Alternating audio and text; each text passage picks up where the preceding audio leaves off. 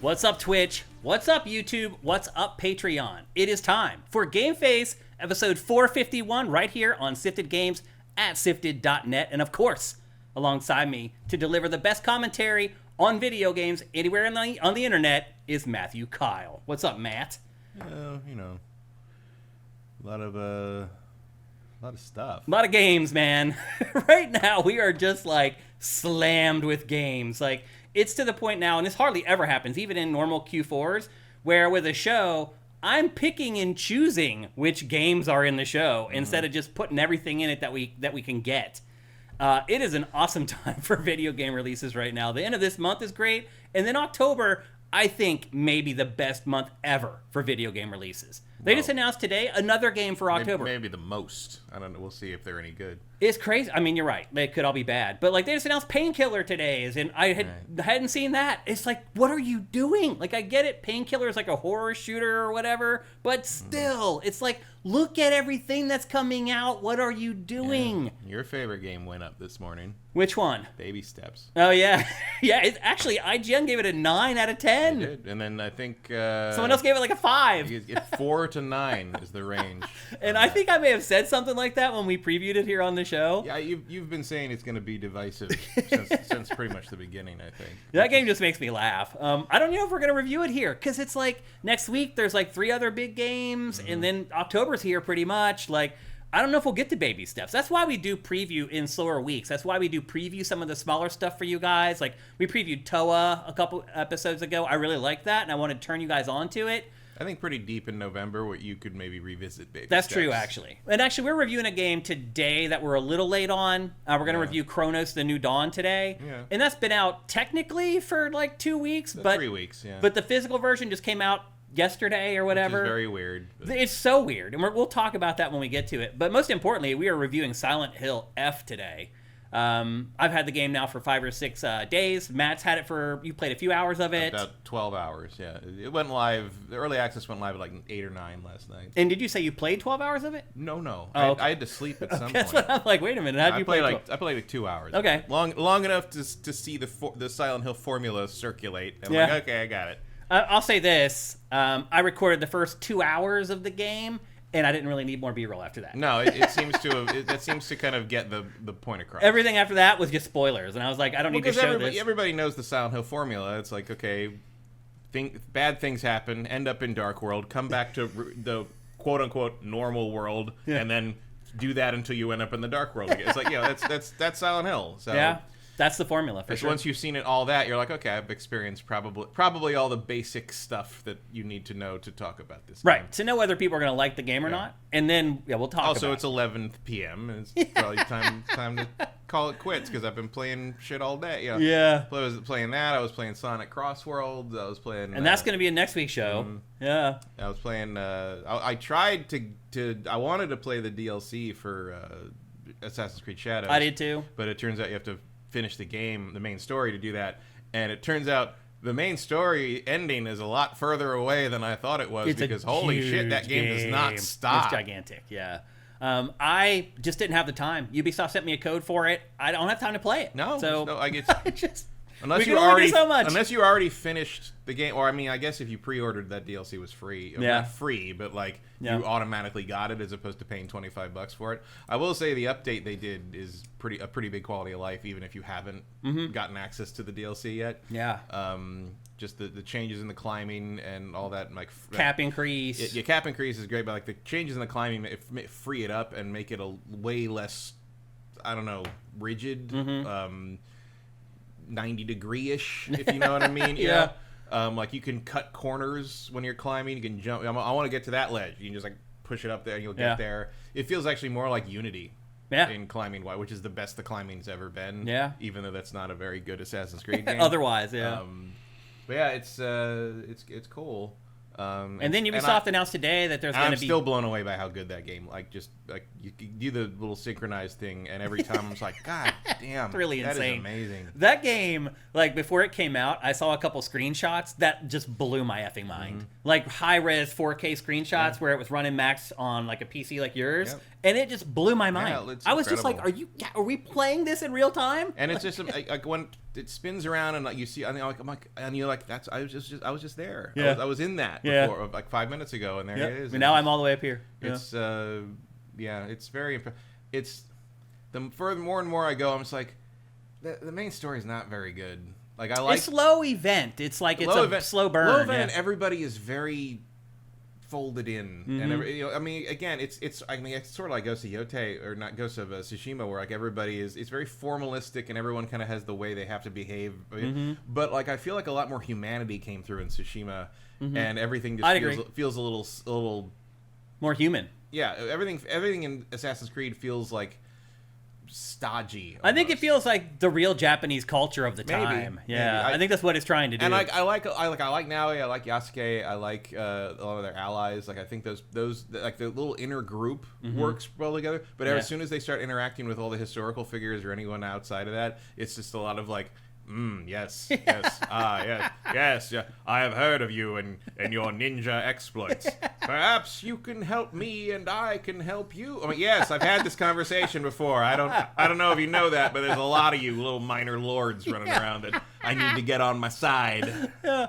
And then Ubisoft today announced that it's releasing DLC for Avatar. It's Avatar open world game that's now 2 years old, that will launch day and date with the next Avatar film on December 19th. Did they announce that? This morning, yeah. Why did I know that months ago? I don't know. Maybe you saw it in a movie-related thing that they just haven't shared or something. I knew, because they're adding a third-person viewpoint to that. Yeah, which probably should have had from the beginning, honestly, because the whole point is you play a giant blue cat person.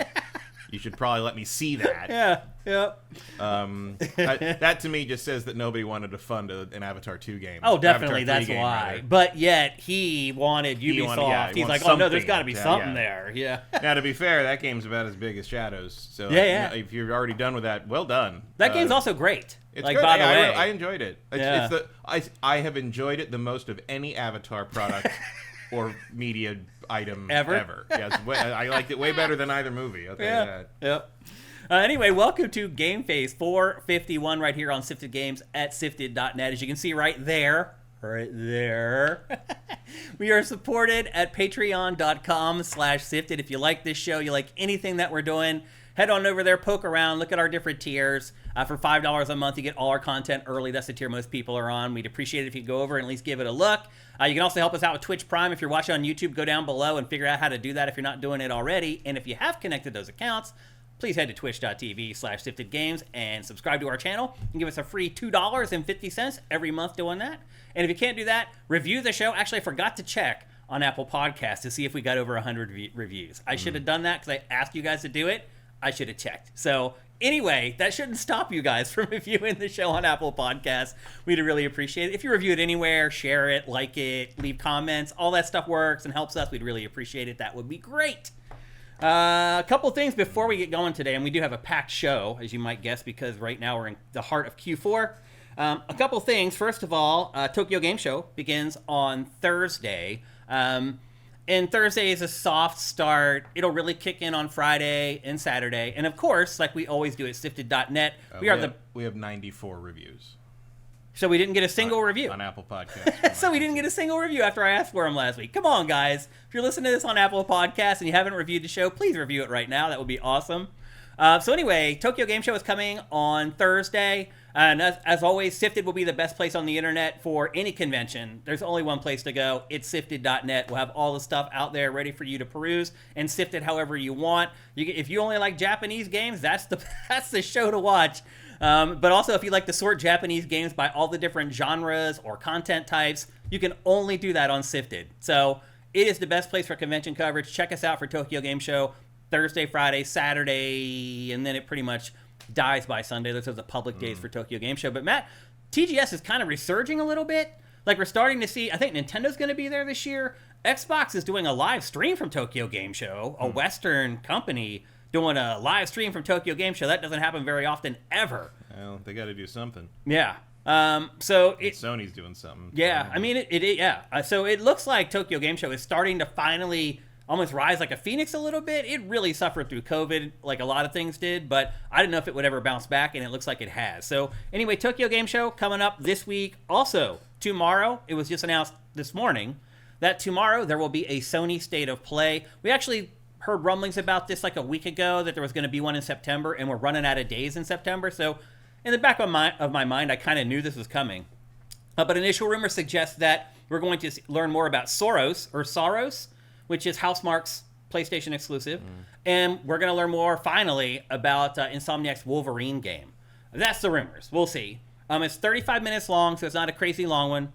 My guess is it's not going to be one of those big third-party things where they run through all the games you already know about. I think it'll probably focus on some big third-party stuff and then those 2 big first-party games, but we'll see. Ghost of Yotei coming out, in like a week and a half now? Yeah, or first week of October. Yeah. I mean, I wouldn't be surprised if we start seeing reviews popping up for that, maybe before the end of the week. That would be an early. I mean, PlayStation exclusives, they usually if they're confident in it, they will let the embargo break very early. So people start getting real excited for it like a week and a half before it comes out. So we'll see. I haven't heard anything from PlayStation. In fact, since I left GT, I have hardly hear anything from PlayStation. They are one of the few publishers that never worked with us after I left GT, which was pretty disheartening because we did a bunch of big stuff for PlayStation when I was at Game Trailers, MTV, etc. And as soon as I left there, they're like, sorry, Charlie. So anyway, it's just one of the publishers. Everyone else has actually worked with us great, except for PlayStation for whatever reason. And also Pactor has no relationship with PlayStation for some reason. They've just completely ignored him. So well, they seem to be doing okay regardless. Yeah, it doesn't seem like they need us. So and it's not like it's going to affect my reviews of their games or anything like that. So, it just affects the schedule. Yep. It just means that we generally don't have reviews of PlayStation exclusives as early as we do other games. But that's the way it is. So anyway, Tokyo Game Show this week, but tomorrow, Sony State of Play. Also, by the way, on SIFTD.net tomorrow, we'll have all the trailers from the State of Play ready for you to watch. So you don't have to sit and watch the whole 35-minute presentation. Again, there's no place better on the internet to go for this stuff than SIFTD.net. I challenge anybody to tell me a place is better for it, and I don't think you'll be able to. So with that, I think that's about it. I mean, there was a leak about the Rogue prices right as you got here. What was that? A company, one of the stores in the UK accidentally put up their flyer or something. It's got a price for the baseline Xbox Rogue. Okay. Which is what was it? £499, which works out to about $675 US for the cheapest one. The cheap one. So the speculation is the higher level one would be £799, which would be about a little over $1,000 US. So basically, the leaks that we heard like a month and a half ago were pretty accurate, and they always are. Yeah. I mean, it's crazy how accurate leaks are. First of all, it's crazy how everything leaks and nothing's a surprise anymore. And second, how accurate they are. Like, there's that little website called, MP First. Yes. It's like, who is that? Like, how did they get these connections? Like, who is it? Like, do we know this person, Matt? And they're just like, you know what I'm saying? Not. Like, are they an old developer or something? Like, where do these people get these connections at? I don't know. Because we've worked in the industry for 30 years. With all the studios, we've gone into the studios, we've had dinner with these people, we've had beers with these people, we've got wasted with these people. I don't have leaks like that. I think it's more likely they're people much further down the chain. Maybe. Younger, who aren't, people that that the people we're thinking of don't realize are in the room all the time, Well, I just saw a thing, so those two Janitors. people that... Yeah. Seriously, though. I just saw... there was an interview with the two people that left Nintendo, and they do the podcast together. What are their names? Asian girl and the kind of tall, skinny white guy. Anyway, they do a podcast, and they were a part of marketing at Nintendo. And one they talked recently about how the Nintendo ninjas are real. Like, they really have a department that's there just to find leaks or whatever. Yeah. And they're like lawyers, and it's a joke, but it's legit. And then the other thing that they said was that when the Nintendo ninjas did find somebody who was leaking a bunch of stuff, it was some kid who knew another kid who was working on the Nintendo.com website. And his friend, who was working on the website, was getting the information from the back end of the Nintendo website and sharing it with his friend, who was then going on Twitter and sharing the stuff on Twitter. And that seems to be the types of people that are breaking this information. Yeah, a lot of times it's stuff like that, or it's like at some point you have to hand these trailers over to a post house. Yep. And you know that's going to go through the hands of rolling the dice. 15 different people minimum. Yeah. Because of who's got to digitize everything and got to go through. There's so many different departments, so you never know who the weak link is there. Yeah. Or what intern has to bring the tapes over. And it doesn't seem like it's high level people that are doing this. They have too much to lose. Yeah, high level people don't want to risk anything. Yeah. But it's the guys who are working on the websites, working on the social media channels. When we had leaks like that out of G4, it was always someone very low on the totem pole. Yeah, who doesn't have anything to lose. And to be fair, people like me weren't always aware we're in the room. Right. Because they weren't, not to be a dick about it, but they weren't important enough. Well, they're just hanging out in the corner taking notes or whatever. Yeah. Like, you're like, what are they here for? It's not my concern. Or doing a completely different job. They just happen to be tangentially in the area. Yeah. Or you think they're a marketing person who's sitting in to see like what's coming up on the show so they can figure out how to pitch it to marketers. Like, you just don't know. And so, but those are the types of people. Or sometimes really those people, and they just don't understand that secrecy is such a big deal in the game. They don't get it. You saw that when you crossed over with like TV or movie marketing or like promotional people, where they're just like, "Wait, this is a secret." It's like, they don't announce it. Like they don't get it. Like we announced movies years as soon as we know that they're even happening. We announce them. That's not how it works here. Yeah, it is way different for sure. I can't really tell you why. But that is how it works. It's very bizarre. It really is. All right, let's check in with you guys. See what y'all are up to here on this fine Tuesday afternoon. LeBeau, thank you for that super chat. Oh my gosh, dude.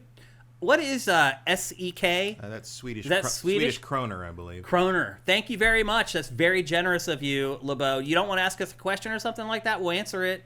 We would really appreciate answering your question with that kind of a donation. Let's check out people over on Twitch and see what they're up to.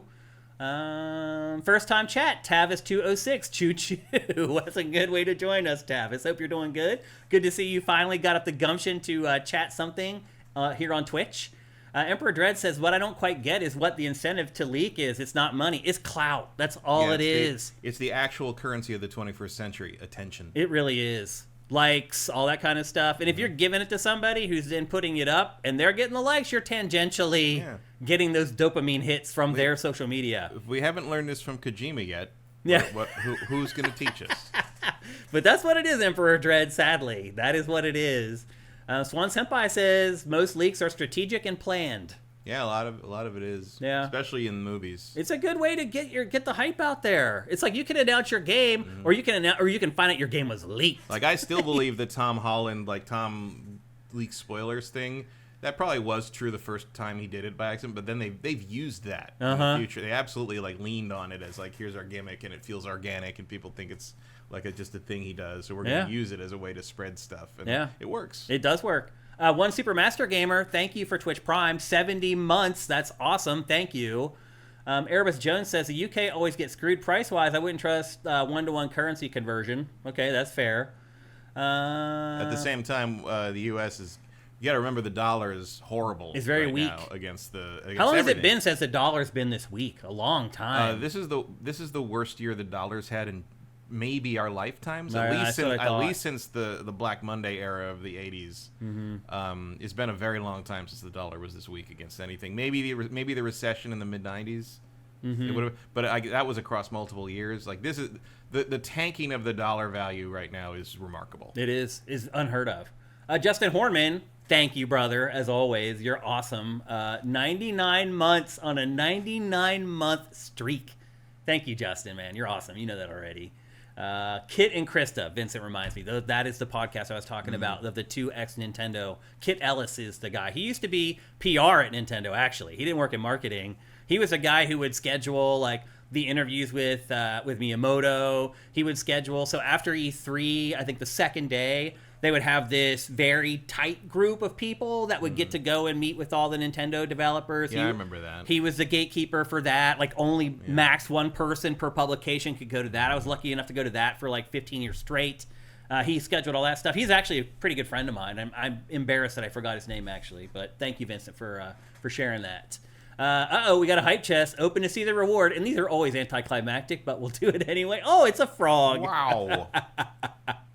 Frog wow. There you go, people. We've got a new frog we can use. And thank you to everybody who helped get that chest delivered on the hype train. Tavis206, thank you for Twitch Prime. So you subscribe with Twitch Prime and you leave your first chat. That's awesome. Shadowist, thank you as well. Vincent says Wolverine is still a rumor. They're both rumors. Saros is confirmed. Is that right? And Wolverine is a rumor still? Okay. JJ Forcebreaker, only watch on Twitch or YouTube, listen on Spotify, completely out of Apple ecosystem, so can't rate there. All good, JJ. Yeah. Hopefully you're rating it, though, on Twitch and YouTube or on Spotify. Leave a comment on Spotify, actually. That would be great. Spotify is definitely a place where we can see growth, for sure. So really, if you guys are listening to the show on Spotify, and actually I'm thinking about starting to upload the video version to Spotify too, because now Spotify is doing video, because you can make more money on advertising from video. So anyway, I'm thinking about moving the video version of the show over to Spotify as well. But help us there, that would be great. Anything else? Does anyone use Apple Podcasts? I do, Swan Senpai. I use Apple Podcasts. It's easy. It works with every feed. We get messages from people sometimes where they're like, hey, I use this weird podcast app that like 5 people use and your podcast feeds don't work. And then we go on this like wild goose chase to try to get the feed to work on their weird podcast app. Sometimes we get it to work. Sometimes we don't. Almost inevitably, they still leave our Patreon. No matter how. There was one person that I literally went back and forth with for, I think it was like 5 or 6 times, trying to get his feed hooked up. We did everything we could to get it to work. It just turns out that the app is old and outdated. And then he dropped his pledge the day after I did that. I literally dedicated a week and a half to trying to help him. And as soon as he figured out it wasn't going to work with his crappy podcast app, he dropped his pledge. It's just like, what? Okay, I guess you don't appreciate when people go above and beyond. Everyone's different. AJ the Legend, thanks for that update. I guess better than nothing. I really enjoyed the first game. Tiny2K, thank you for subscribing at Tier 1. That's awesome. 55 months. That's great. Yeah, he's talking about Child of Light. Oh. Can you be released a Child of Light 2 game, please? Oh, gotcha. I thought there was a Child of Light 2. No, I don't think they ever released a sequel for it. No? No. Nope. I thought they were going to maybe it got canceled? I don't know. Yeah. I swear there was a Child of Light 2. At least in the pipeline. Swan Senpai says Assassin's Creed Shadows is my game of the year so far. Everyone thanking us for the stream. You're welcome. Thanks for showing up for our stream. Without you guys, it would be pointless. So thank you. Like, you guys matter more than we do. That's the crazy part when we're trying to do a live stream like this. Teddy6008, thank you for Twitch Prime. Fire Native, thank you. What else? No need to review baby steps. The game is obvious at face value. Kinda. I mean, I think it depends on how hard it gets, honestly. Sort of. I mean, apparently it does get pretty damn hard. I saw some video that looked like it got really damn hard. But, like, I do kind of believe, like, you can look at that and you know whether that's for you or not. Are you cool with trying stuff over and over and over again? Also, are you cool with, like, I don't know. Like, I understand why it's funny, but it just looks like the most try-hard thing I've ever seen. Like, it looks just like, oh, people will think this is hilarious. Kind of. It just seems so. I laugh my ass off playing it. It seems so calculated. I mean, to me. 4 hours in, would I still be laughing my ass off at it? Probably not. Well, from what I read, it seems like you'll be swearing your ass off at it. Exactly. Howdy, partners, to you, Khalib Twilla. I hope you're doing good, man. What else we got in here? Swan Senpai says, I haven't bought a game in months. Wow. Swirly Joe, hey punks. Hey Swirly Joe, what's going on, brother? What else we got in here? AJ the Legend, thank you for Twitch Prime. A lot of people today jumping in here. And we're in the middle of the month, too. Yeah, we're closing in on the end of the month. JJ Firstbreaker, I can't believe they announced Mind's Eye 2 so soon. Did they? I think you might be kidding. I think you're joking. I didn't see anything about that, unless it happened when I was on the way over here today. Yeah, I think that's it. Maybe some people tacked on their Twitch Prime here at the end of the chat. I mean, we've only got 6 days to the end of the month. That's true, actually. Fried X100, thank you for Twitch Prime. And did I miss any others? Swirly Joe, do you think Doug DeShazer should strategically leak his Montana house for sale? Okay, I think that's it over here. But over on YouTube, there's Tyler giving us another donation. Thank you, Tyler. You are so generous, man. Like, I appreciate you so much. Like, you don't just help us here. You're helping us over on Patreon and at SIFTD.net. You're just awesome, man. Thank you, Tyler. I appreciate it, brother. No question for us, though. Just a comment. GameFace is the best part of the week. Thanks, man. I agree. Like, this is the best 3 hours of my week. The rest of my week is a grind.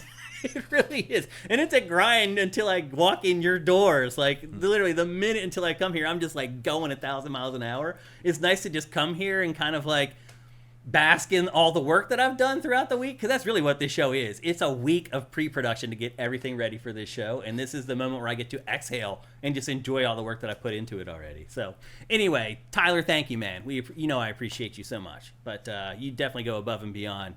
LeBeau says, I did go to SIFTD and gave you cash too, and I am a member now. Thank you, LeBeau. That is awesome, man. In fact, I saw your donation, LeBeau, and the problem with our donation system now is that a lot of times you guys don't include your email addresses. In our old donation system, you had to include your email address. And I literally would thank every single person that gave us a donation. I would reply and send them an email and say, thank you. I can't do that anymore. So what I'm saying is, like, in those fields there, like if you want to slide your email address in there when you're donating so I could thank you, that would be awesome. You don't have to. But I really like to say thank you when people do nice stuff for us. So anyway, just putting that out there. Adam31401 says, did you guys see the Beyond the Strand presentation? I just watched the trailers on SIFTD, because that's what we do. You don't have to watch. That was a 2-hour thing. Yeah. We're going to talk about it a little bit later. That stuff is in our lightning round news roundups. We are going to talk about Kojima's big event. At the very least, can everyone stop talking about PT now? You got it. Finally, it's there. You got it. They made it. Shut up. Jesus. And LeBeau says, do not care, happy for the show. Okay, man, I just want you to know that I appreciate it, and I did notice your donation. I was looking through the information you provided to try to email you and thank you. I just wanted you to know that.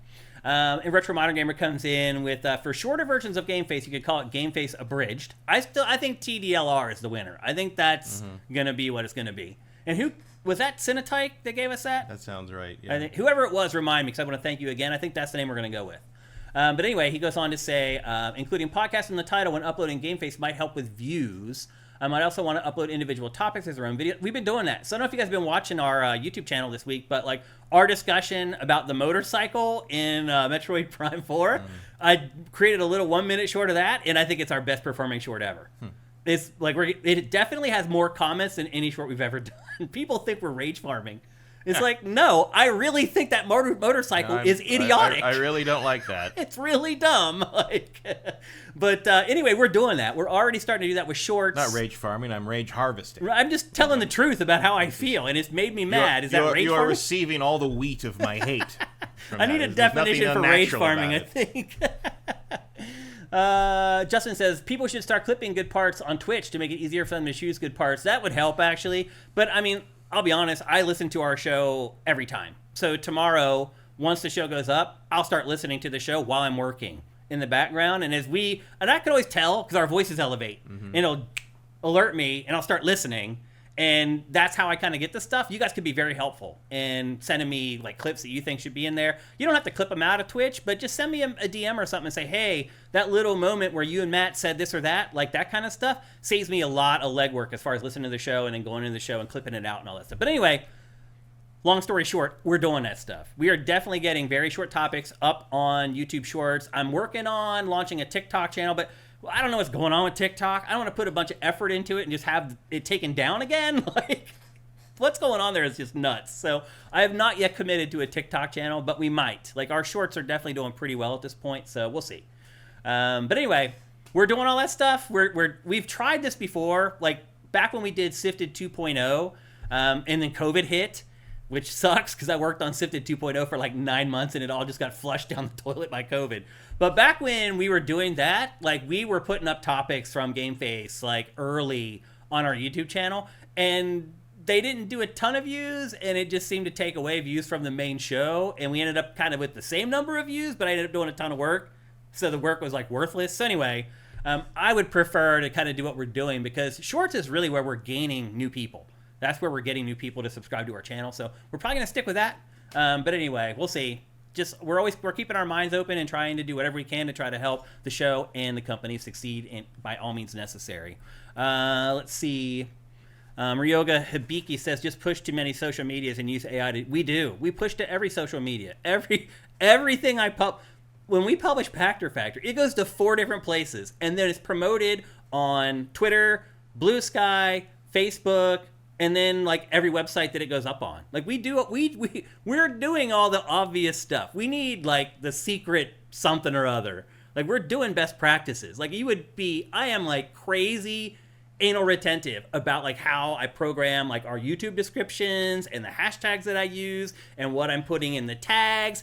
We've been doing all that best case scenario stuff for like ever, and it just doesn't do anything. It really doesn't. None of it does anything. It's really bizarre. So you're fishing for the one YouTube short that breaks through the algorithm. Yeah. That's every channel that got big off of YouTube Shorts has that same story, where it's like I've been putting up shorts for literally years, TikTok stuff. Then I finally started doing it over here. I did this, and one of them got 15 million views, and all the others got 100,000. 100,000. I'd take that. And I don't know. And they're like, we don't know why. We don't know what the difference. I need to get the 100,000 first. I need to get to the point where the 100,000 is like whatever. That would be great. Because right now, like a good short for us is like 20. So yeah, we need bigger numbers than that. Also, if you just like our shorts, even if you don't watch them, just like them. That'll help them get out into the algorithm and out into the ecosystem and do more views, and that would be awesome. Let's look. Everyone's giving us tips now. Blitches, I love your your username. That's funny. Clip the parts where Matt craps on modern anime. That'll go real viral. LeBeau says you have to do more clickbait, and he's right. Yeah. Like people said we were rage farming, but like the title for the Metroid Prime 4 video was like, "Why Samus's new motorcycle is dumb AF." That was the title for it, and it seems to be one of our best performing shorts. So you're right. Like, I hate clickbait, but that is a rage-baiting title. Like, I don't think what we're saying in the video is. Yeah. Yeah. But that's what you got to do. I mean, one of the best ways to get attention, which, again, currency of the 21st century, is to piss off Nintendo people. Yeah, that is true. I don't think they'll subscribe to the channel, though. No, it's not going to win you any friends, just eyeballs. Yeah. And Khalid Twilai reminds us that even disliking or commenting will boost the shorts. Yeah. YouTube values engagement, even if it is controversial. Yeah. So anyway, all right, I think we're ready to get on with GameFace 451. But before we do that, here's a word from our awesome sponsor, L to the S to the cream. It's LS Cream, the fine cream liqueur crafted by fellow gamer and sifter Stevens Charles. Inspired by the Haitian drink Crémasse, LS Cream delivers an award-winning experience with every single pour. One sip and you'll see why. It's a party favorite. The silky blend of fresh cream and premium neutral grain spirits mixes great with everything. I dare you to put a shot in your coffee. I've been drinking it for years and still, I find new combinations that taste incredible.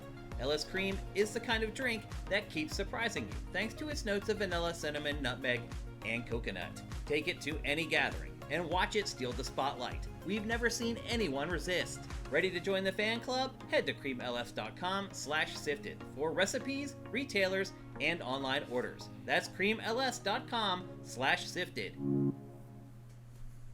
That's right, people. Crémasse, Dadass, and join the Cream Team along with Matt and I and Stevens Charles. I bet you Stevens Charles impressed you guys when he was here a couple weeks ago. Like, we always, like, the ad says sifter and gamer Stevens Charles, and we talk about how he's really a gamer and he's really on the web, he really loves Sifted, blah, blah, blah.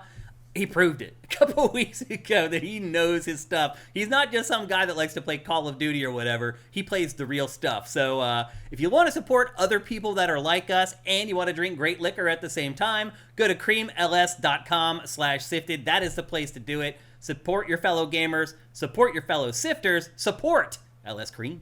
All right. It is time now for undoubtedly the biggest release of the week. And I'll say this, Matt. When they first announced Silent Hill F, I didn't think we'd be at this place when it came out. I think the biggest release of the week might be Sonic. You think so? I think they might sell more than Silent Hill.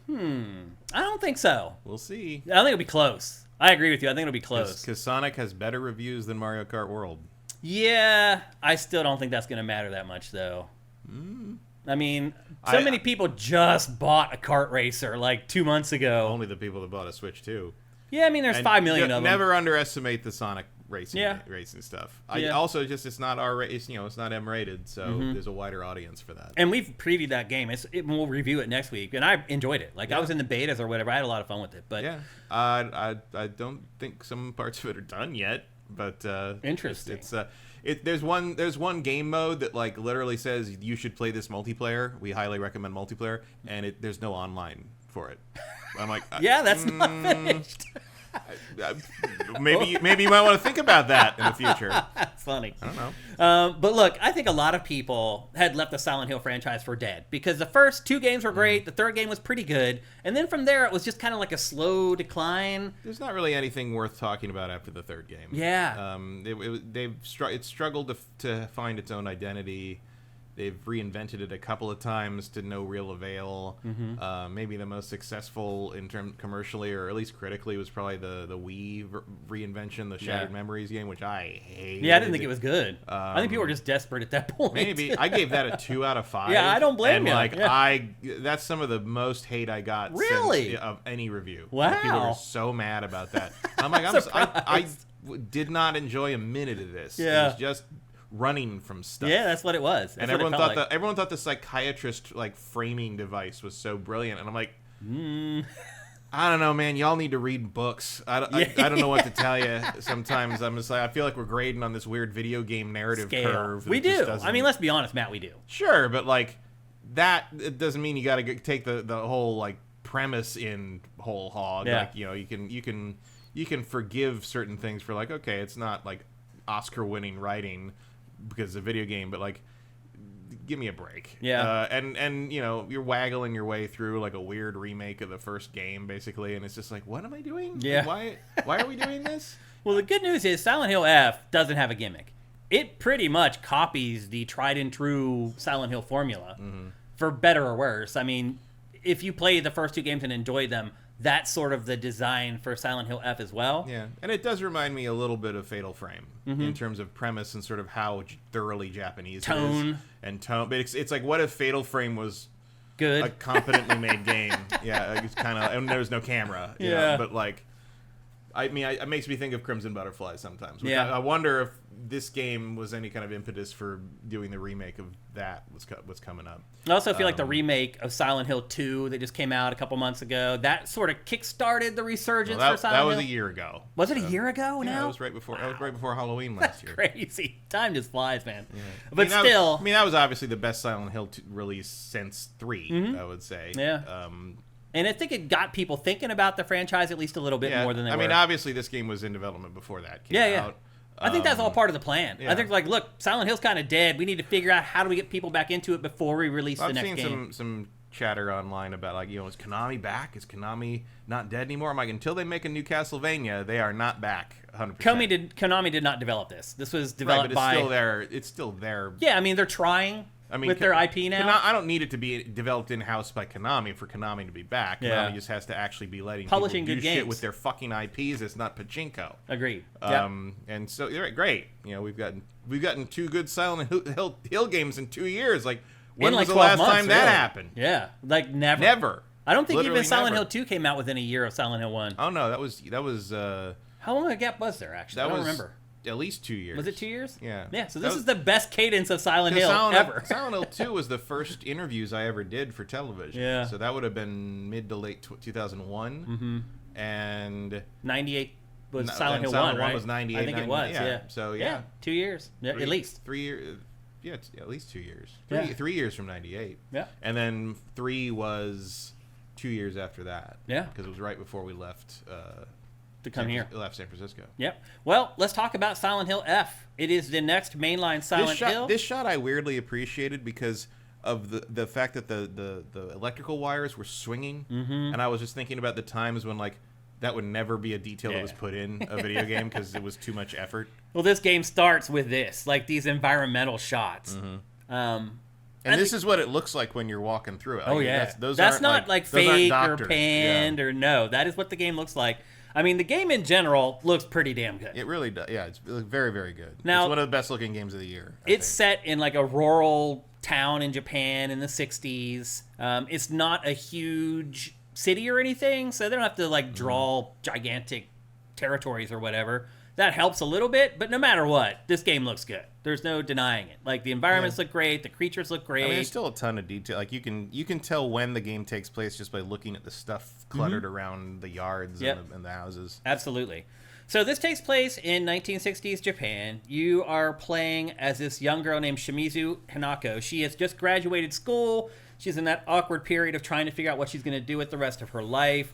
She's living with a dad who is, I don't know if they ever established that he's physically abusive, but he's definitely verbally abusive for sure. He likes her older sister a lot more. Uh-huh. I love you just saw the photo of them in that little kind of opening set of shots, and it's like the parents with their arms around the older sister, and then Hinako's off in the back to one, she's not allowed to be in the photo.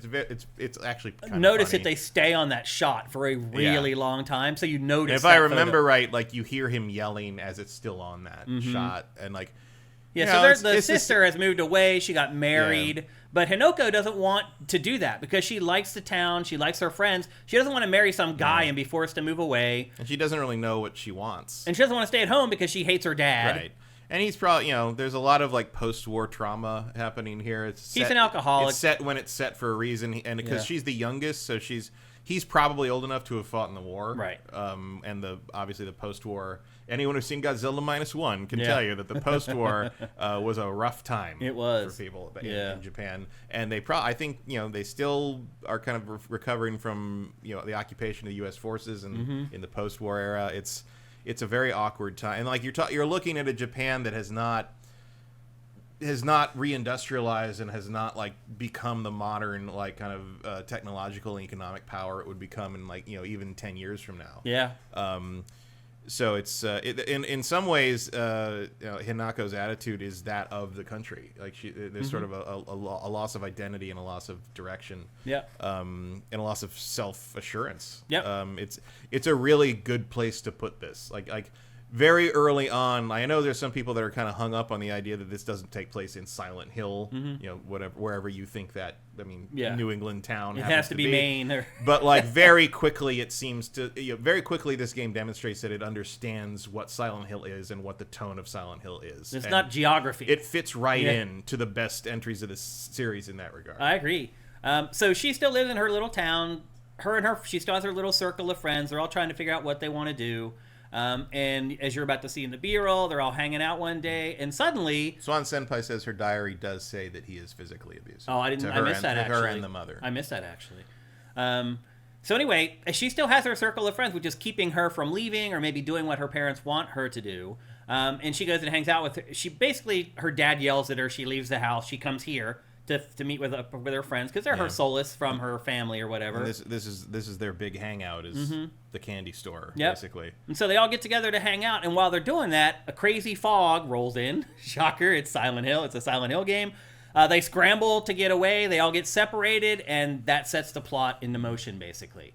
Eventually, it's hard to talk about this without not spoiling too much. But eventually, she meets this cult. Called the Fox something or other, and it's these people who have these fox masks on, and she gets wrapped up in this.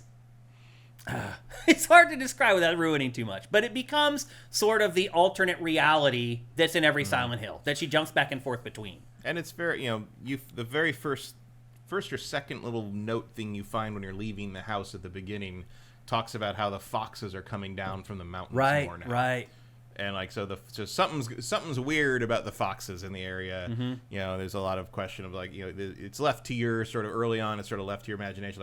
Are these people fox cult or are they fox? There's a lot of yokai running around anyway, and it's just it's a Silent Hill game, so you don't know whether it's real or in her head or.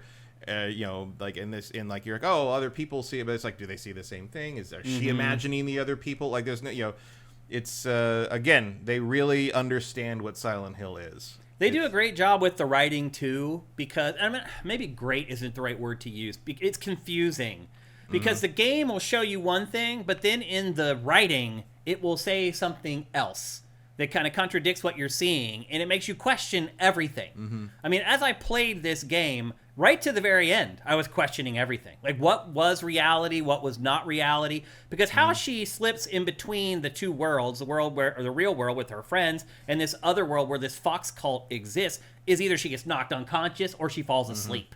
And there's always a thing where she she always ends up in the exact same physical position she was in when she entered the Dark World. Yeah. So you're like, okay, so was it a dream? Was it a real thing? Like, right. There's no way to know. And like, again, that's good Silent Hill. I mean, every once in a while you get a character in the old Silent Hill games would be like, oh, this place again. You know, you're like, okay, James, yeah, we know. The other thing that makes it intriguing is that she eventually starts to take on physical traits from the dark fox cult world in her real world. Like if her outfit gets ripped in that other world, sometimes when she wakes up back in the real world, her outfit will be ripped in the same place that it got ripped in. Which is unfortunate because it's very mud-proof. Yeah, you're right. I was kind of waiting for the outfit to get dirty, and it just doesn't. No. It's also very weird how she has this long skirt, and it looks like it's made out of cart. Like, they never figured out a good way to make the skirt work. So I'm surprised that they went so far into development and just didn't change her outfit. I mean, that thing is starched to within an inch of its life. I think that's just how they were. I guess maybe. Yeah, I can't say I've ever worn one. I mean, look at that little like collar thing. Like that isn't moving without some kind of like machinery assist. You're probably right. As you can see, here's a map. The map in this is pretty good. Like it shows you generally where you need to go. But once you get like inside like buildings or inside what I would call like a dungeon or whatever, the map isn't quite as helpful in those points as it is when you're out. It's really just to help you get through area. And like again, if you are lost, you can look at the map and they'll have the area you need to get to circled, and you can usually figure out your way from there. Because especially early on, sometimes it's not very clear where they want you to go. And I feel like that's intentional, but like it's also there to teach you how to use the map. Right. So, it's all communicated pretty well, I think. Although the thing it took me the longest time to figure out was how to access the journal properly. Oh, right. There's a lot of stuff on the D-pad. There is, and you gotta be D-pad and holding LB to access like the different items and things, or RB, one of the bumpers. Yeah. It works. Looking at the map, you may think that it's an open world game and you can kind of go anywhere and do anything you want, and you can, sort of. But the game is 100% linear, so you're wasting your time basically. Yeah, I mean you'll find bonus items and little things. I'm glad I poked into the nooks and crannies and found like extra items and stuff, but like it's pretty easy to tell what the golden path, where you're supposed to go versus where the side thing is. And every once in a while you got to do kind of. There's been a couple times where I'm like, well, the monster came out of that room, and I know the other way is the way to run away from it, but I want to know what's in the room, so I'm going to dodge around the monster and fight the monster and kill it. And almost every time, it's 100% worth it. Yeah. Like, it's almost always worth doing. Yeah. So. I think they do a good job with teasing you and then delivering. Yeah. For sure. Yeah. Like, they're like, hey, here's this enemy you probably don't want to fight, but if you do it, you know that what you're going to get for defeating the enemy is probably going to be worth the effort. So, and I also don't mind fighting them. Yeah. Like, in general, like, this is actually some of the least annoying combat in Silent Hill history. Yeah. I mean, it's... Not saying it's great. Yeah, but it's clumsy. I think on purpose, though. Yeah. It's very simple. You have powerful and weak attack, and then you have this focus thing where if you squeeze the left trigger, you can focus all your strength into some attacks, but then it takes away your stamina. Yeah. Well, it also makes it easier to counter. Yeah. Like the counter hits are key to survival. If you do a perfect dodge, the enemy, like every other action game, the enemy will go into slow motion, and you can take your time and like power up your attack. And you get your stamina back. Most importantly. Because, Matt, this game has stamina. Oh, it certainly does. And it really actually affects the game. Yeah. Like, if you go swinging your pipe or whatever all willy-nilly, you'll run out of stamina, and you have to, like, limp away and try to not... Hinako is not on the track team. No, she's definitely not. She runs out pretty quick. There's also, in this game, I don't know if any other game has ever done this, but there's a sanity meter, like Eternal Darkness in this. Yeah. But it's not like Eternal Darkness' sanity meter, where if it bottoms out, you start hallucinating and crazy stuff starts happening. I haven't quite pieced together what that does. It just drains your health. That's all it does. So once you get down to that, it just gets... It just starts draining your health. That's it. Yeah, so it's not like you're seeing things But it's okay, because you can drink a soda and get your sanity back, which... Well, the whole... certainly how I work. Me too, that Coke Zero keeping me sane. But the way the items work in this game is it's like a risk-reward thing. So you collect all this stuff you saw earlier in the B-roll. I found like this comb or whatever. Basically, when you go to the save spots in the game, and they're not really like bonfires, you can do pretty much everything you can in a bonfire, except the enemies don't respawn. But when you go to these places where you can save, this game's version of the bonfire, you can take your items and you can choose what you want to do with them. You can use them because, as Matt said, they'll recover your stamina, they'll recover your health or whatever, or you can offer them up as like a sacrifice to these terminals, basically, and that gives you this currency called faith. And then you can use faith to do a bunch of different stuff. You can use it to create these little... What are they called? I can't remember what the name of it is. It's a weird word. Omamori. Yeah. So, which are basically buffs that you can assign. Yeah. They're little charms. Yeah, they're little charms, but they're basically buffs. Like the one that I ended up using for the most part in the later stages of the game was one that cut down on the enemy's field of view. So they wouldn't just run at you and attack you. Yeah, I've been using one that I can't be interrupted while healing. Seems important. That's a good one. That's a really good one. And so you can use it for the Omamoris, which are the charms or the buffs. You can also use it to upgrade Hinako's abilities. You can upgrade her health, her sanity meter, her stamina meter, and the Ormamort, the buff slots, basically. So you can add extra buffs if you want to. And that's what you got to decide. It's like, do I want to keep this stuff because I may need it to heal myself if there's a big battle to come. You're probably going to keep the stuff. Honestly, I really just keep stamina items because the others, I have enough healing with the bandages and the pills that I don't really worry about. Later on in the game, that shifts a little bit when it starts to get a little more difficult. But you're right. The first probably... Also, you got to make those choices pretty quick because your inventory is limited early on. You're right. So. The first 5 or 6 hours, I don't know if I died. Maybe once or twice, just where I got caught in a corner with enemies or whatever. Because they are easy and they give you so many healing items. Eventually, the game gets to a point where you're fighting like a room with 5 to 8 enemies. And then in the next room, there's a boss. And then in the next room, there's 4 enemies. And you start to have to think about that stuff a lot more. But you're right. In the early going, it's easy breezy. The only time I almost died was when I was in a room full of the bad red mist stuff. And I didn't realize that I could run. I was like, oh, because she like limps along a couple times, because she's like disoriented, and I didn't realize when she comes out of that animation, you can click the stick and run again, sprint again. Yeah, if you want to call what she does, sprinting. It's more like a shuffle. Actually, I also died when the fog first rolls in and you got to run away. I got caught by it because I couldn't figure out where I wanted to go. Yeah, but the funny thing is that it reset me almost exactly where I left off. I didn't have to redo the sequence at all.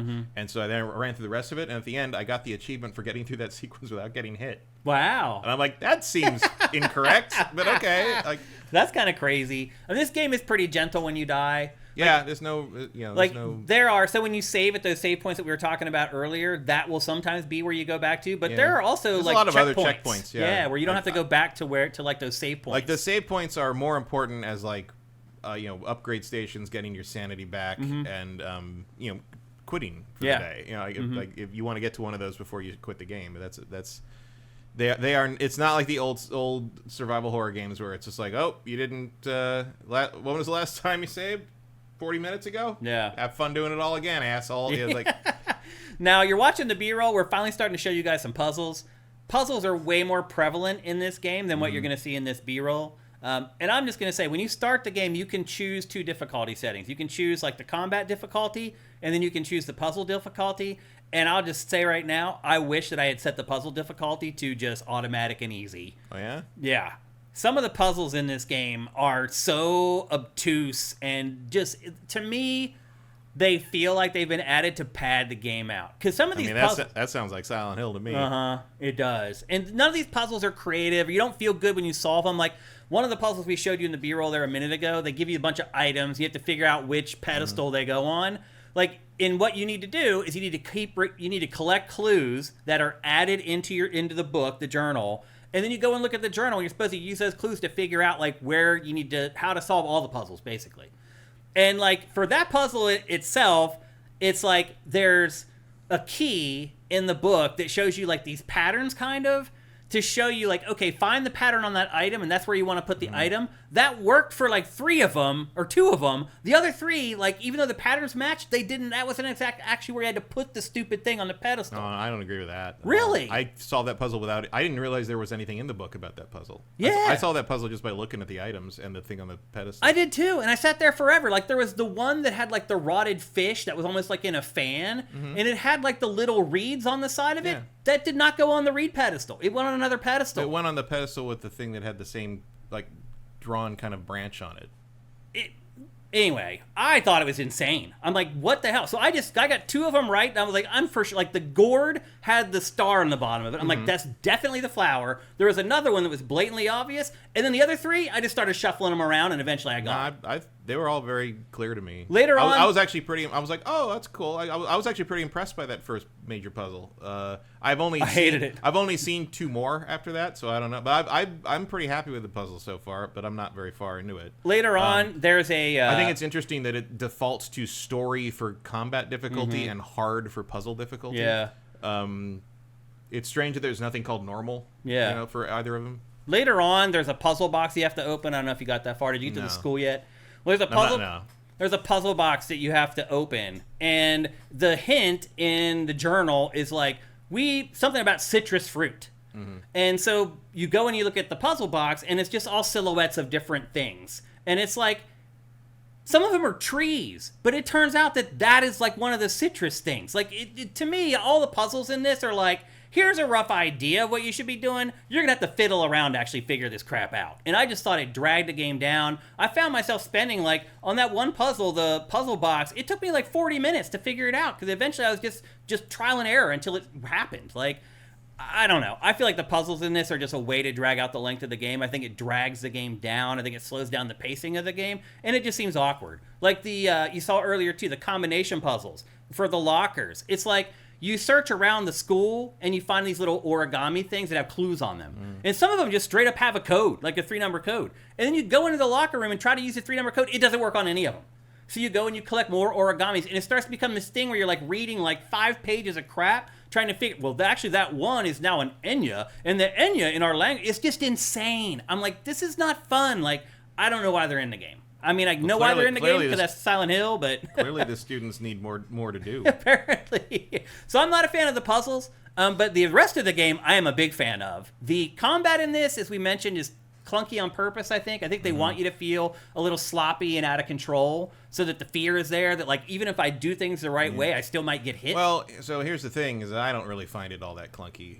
Really? It's fine. Like, it's not... like, but again, I hate... like intentionally clunky controls, and we will get to that later today. Yeah. I hate intentionally clunky combat because it's not scary, it's just infuriating. Yeah. Like, there's nothing scary about my fucking controller doesn't work properly because you won't make the character turn fast enough. Like, that's not interesting. And one of the things I do like about this game is that she responds to most of this stuff pretty accurately. Yeah. Like, she starts beating the monsters with a pipe relatively quickly. And I'm like, yes, correct. That is what we need to be doing. If you see a bloody, weird mannequin thing with a knife, hit it with a bat. Like, yes. Correct. And then there's the one scene after she's fought like 2 or 3 times, she downs one of them and just loses her shit. And starts just beating the living... Exactly. That's exactly what I would have done. But later on, again, without spoiling, this game is crazy. So... crazy and violent. And I'm talking about violent on the level of like the Terrifier movies.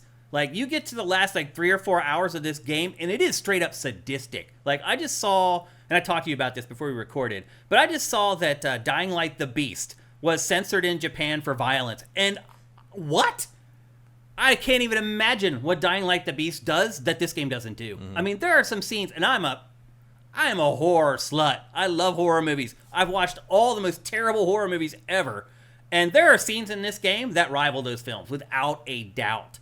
The other thing I really like about this game is how Japanese it is. It's one of those things where, like, the game stays on shots a little longer than they should. There's, like, these weird, like, awkward moments. And as the player, at least me as a Western player, I'm sitting there thinking to myself, is this something I'm supposed to be paying attention to? Like, are they doing this on purpose? Or is this just, like, the translation didn't work out right, so the timing's not... It makes you, like, guess the whole time. But now that I've gotten to the end of the game, it's intentional. Like, you figure out by the time you finish it that, like, all those subtle little things that they were doing were absolutely on purpose. And I think this game, for me, I became more and more impressed with it the further that I played it. Because I kept waiting for the plot to, like, just die. Because that's what happens in horror movies. It's like, usually in a horror movie, the first 45 minutes to 50 minutes are great. And then they have to figure out how to finish it. And they never can. A lot of comedy films are that way, too. They're really funny, and then they realize, hey, we actually have to resolve the plot in this thing, and then it gets stupid or whatever. That never happens in this. Like, this game is balls to the wall for the whole, like, 12 hours. It does not have the weapons problem. No. And the other thing, too, about this game, there's only, like, 5 or 6 weapons. There's no guns at all. It's all melee. Yeah, and there wouldn't have been any guns in Japan at the time. And I finished it. I had the pipe, which you're going to use over and over again. I had an axe. I had a longer pole with a blade on the end of it. It's a naginata. Yeah. And maybe that was it. That's like the only weapons I got through the whole game. There's a little dagger thing. Right, the dagger. But that was only in one world. They give that to you in the areas where you have to continually kill stuff and you can't, like, because the normal weapons have durability. And sometimes you get the little dagger, which it sucks. It will never degrade, but it doesn't degrade. Yeah. So it's like you can just have this until you figure this puzzle out, and have to, like, because basically, like, they will send monsters to stalk you while you're solving some of the puzzles, and I thought that was pretty well done too. You can just hear this. You're trying to solve this thing, and you just hear this thing wandering around out there, and you're like, and you're like, well, I guess I better turn the lantern off. But yeah, so there's hardly any weapons in the game. You get these things called toolkits that help you repair. Some of the weapons, like the pipe, you can tell when it's about to break because it gets bent and, like, all mangled. And she'll comment on it, too. And she'll say, like, my weapon's about to break. And also you can just look at the durability meter in the lower left. I actually never noticed that. It's the same meter. It's the half moon, or the crescent moon symbol. Oh, really? The thing that fills up. So the sanity is the flowers, and the crescent moon is the weapon? The crescent moon is the weapon, and then when you hold the focus, a circle appears around the crescent moon for recharging the sanity. But yeah, the crescent moon empties out. I didn't even know that. I never figured that out playing the game. I would go into the menus and look, and they don't really tell you much in the menus about the weapons either. No, well, I figured it out because when my weapon was all bent up, I switched to the other steel pipe I had, and it filled the moon up. Oh, when you saw it fill up. So that's what that means. I see. So you do have to get these toolkits that you have to use, and the game's smart about doling out this stuff. It seems to know, like, you're going to need a powerful weapon for this upcoming fight. Here's the toolkit that you need to use to repair so you can go into this fight with your best weapon. Yeah. And some may find that to kind of undermine the horror a little bit, which that's one of the reasons I really never find horror video games particularly scary, because, like, you can get through it, I promise. Like, it's the whole point of playing a game. Yeah. But I think this doesn't really need to rely on that to be effective, because, like, the tone and atmosphere and presentation are so on point that, like, the horror doesn't come from what you're playing. The horror comes from, like, how well they do this, and some of just the details and there have certainly been violent things in video games, like horror video games particularly, that rival what happens in the Terrifier movies, but they've never been at this visual fidelity before. Like, that's kind of the change. Again, I am very callous to this stuff, and there were some scenes in this game where I was like, damn. Like, there's, like, so even the very, very beginning, the first weird thing she finds, she steps in, like, a under bloody the truck thing. Yeah. And even the thing she steps on is, like, lovingly detailed. It's like the thing squishes properly. It sticks to her foot, like, in a very believable way. Yeah. Like, they put a lot of work into that, and it pays off, I think, in terms of, like, just I don't really care about horror and gore, but I do care about, what Stephen King would call terror, which is, like, that feeling, that atmosphere, that element that something's wrong. Yeah, something's off. And they do that in this game maybe better than anything I've played in a very That's a good long way time. to quantify what's going on in this game, for sure. Yeah, I agree with that 1,000%. And when I was saying that the combat feels a little loosey-goosey, like, the lock-on is, like, with a square button, which is very strange. You can also lock on with clicking the right stick. Can you? Yeah, because I do that by default because of Dark Souls anyway, and right. I did it and it worked. And I'm like, okay, you guys knew we were going to do that. Yeah. But once I lock on, like, the lock-on is loosey-goosey. It is a little loose. The thing that saves the combat for me is that her dodge is so good. It is good. Her it takes a lot of stamina, but her dodge, she dodges like 15 feet. Yeah, she can almost get too far. away. Yeah, I mean, it's not realistic for a human being to dodge that far, but it gets you out of almost anything. And like, I can get the space. I can rest. You can just run in this game too. You can get away from stuff. You don't have to fight. Like, you can just run past a lot of stuff. And you can find one of the charms. You can find a charm that basically halves your damage when you're dodging, which is like, that's all you need. And so I felt like the dodge is a powerful enough tool to make up for any shortcomings of the actual melee combat. Yeah. Talked about the puzzles already. There's tons and tons of boss fights. They're slow in the early going. The last chapter, it's literally just like one boss fight after another. And that at that point, you're pretty good at the combat. Like, when I first started using the dodge, like, a lot of times it would put me way out of position. Like, I'd dodge past them like 20 feet, and there's no quick turnaround in this game. At least I haven't found it. Have you? Like a pivot turnaround? No. I haven't either. So I'm always, like, dodging past and then slowly turning around to face the enemy.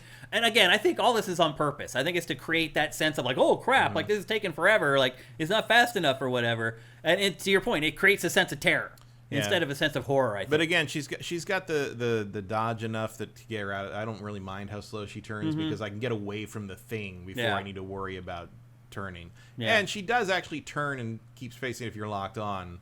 It's just, it's not maybe as tight as you'd like. Yeah. The other thing I would say too is that you spend a lot of time in this game just wandering around with not fighting enemies, not solving puzzles. You're just trying to figure out how to get them from point A to point B. It's like you accomplish your major objectives. You're like, hey, now let's go all the way across town back to our friend's house again. And so a lot of the game is just getting from point A to point B through the town or whatever. It's like maybe she went home. Maybe she can go fuck herself. Right. Because I'm not doing that. Like, well, it's like I recorded the first 2 hours of the game. And yesterday, when I was cutting it down for the B-roll for the show, I chopped the first 2 hours down to 13 minutes. And then had to record more so I had enough B-roll for the show. And that's because I wasn't going to show people 5 minutes of her wandering through the town or whatever. And that's a big part of the game. It's just like poking around, exploring, trying to find... And that's not boring when you're playing, right, but it's not interesting. It's not exciting if you're watching a video game podcast like ours. So I chopped a lot of it out. Particularly in the early going, it is kind of a low event game where it just is this sort of, like as you said, this sense of low terror. It's very much a slow burn. Yeah. But it's a well done slow burn. Eventually it's not a slow burn. Like the last act of the game, it is anything but. It really ratchets everything up. And then the plot stuff starts like really crashing down. Like the last couple hours of this game are intense from a plot perspective and from a gameplay perspective. Stuff happens that you're never going to guess. I promise you, you will never guess what's going to happen at the end of this game. I had no clue what was going to happen at the end of this. Like, they throw red herrings out there in this game. Like, the writer of this, who is it? It's like some popular Japanese writer. Yeah, it's like he's like a legend in Japan. Yeah, it's like name begins with an M and it ends in two numbers. Yeah. It's they should just hire that dude to do every Silent Hill game from now on. That guy is good at what he does. Like, he managed, I don't know how unnerving and scary this is for Japanese players, but as a Western player in Los Angeles, California, his story definitely got under my skin. For sure. The stuff that he wrote, the scenes that he wrote into it, definitely got under my skin. Like, I don't think anybody will be able to play this game and walk away from it without thinking about it for a while after they finish playing it. Well, it's also very different, it's a very different like world to us. I keep trying to imagine like making like an equivalent horror game set in the 60s America for Japan. It's like that's funny to even think about. Like, I mean, you probably do it. Yeah, but it's like, I mean, Texas Chainsaw Massacre was set in what, 72 or something? Yeah, early 70s. Yeah. I mean, the Ed Gein stuff was happening in the right. 50s and 60s. Like, it's not like bad things weren't happening. It's just like the part of the appeal of this and the kind of there's an otherworldly nature to Japan in general to a Westerner. I think like being in Japan, you're like, I see why Shenmue happens. Yeah, it's why there was a whole movie about it, Lost in Translation, about feeling like an alien there, or like getting there and being like, oh, the city wasn't part of the sci-fi part of Akira. Yeah. Like, that's just what Tokyo looks like. Okay, I get it. I'm here. The psychic children were the weird part. I also appreciate, you mentioned this scene earlier, Matt. This scene is kind of the epitome of this game. So, and I've chopped it down for the B-roll here. This scene actually goes on for a long time.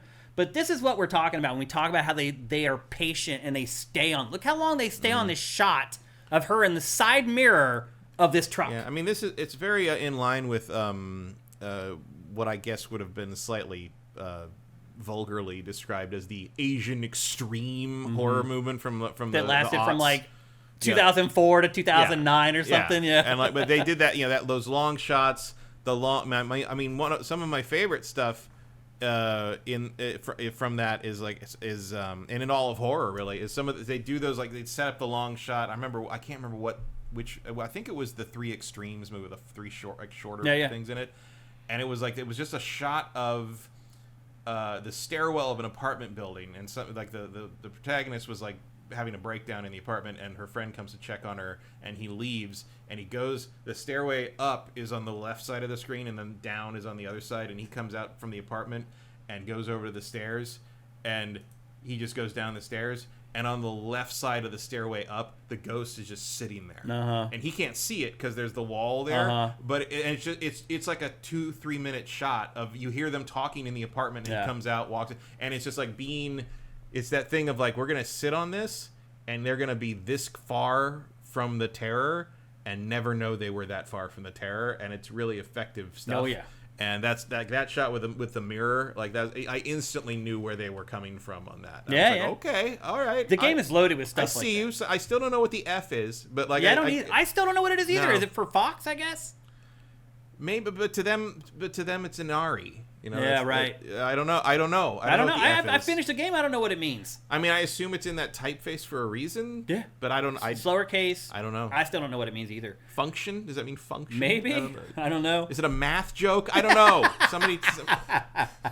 But in my notes here, I have it's got that Japanese horror thing going for it. It's just Silent Hill F the rest of this series. Let's just make this. Seriously, let's keep making this. I think this is if they want to use this as a jumping off point for this, Silent Hill can just be anywhere and anything. It's just this is the tone and the idea we go for. Yes, keep going. Keep doing agree. This. Right in my notes, verbatim, Matt. You just brought this up on your own. It's got the Japanese horror thing going for it, where there are awkward moments, and as a Western player, you're confused on whether it's intentional or not. It's just these unnerving shots where they stay on something for so long, you're like, are they going to cut away from this? And as soon as you start to get uncomfortable, they cut away. And that just happens all the way through the game. They're just on these unnerving moments where you're like, am I supposed to be paying crazy attention to this right now? Is this really important? And after it happens 5 times, you're like, maybe I shouldn't. And then you realize later on, oh, I'm glad I did.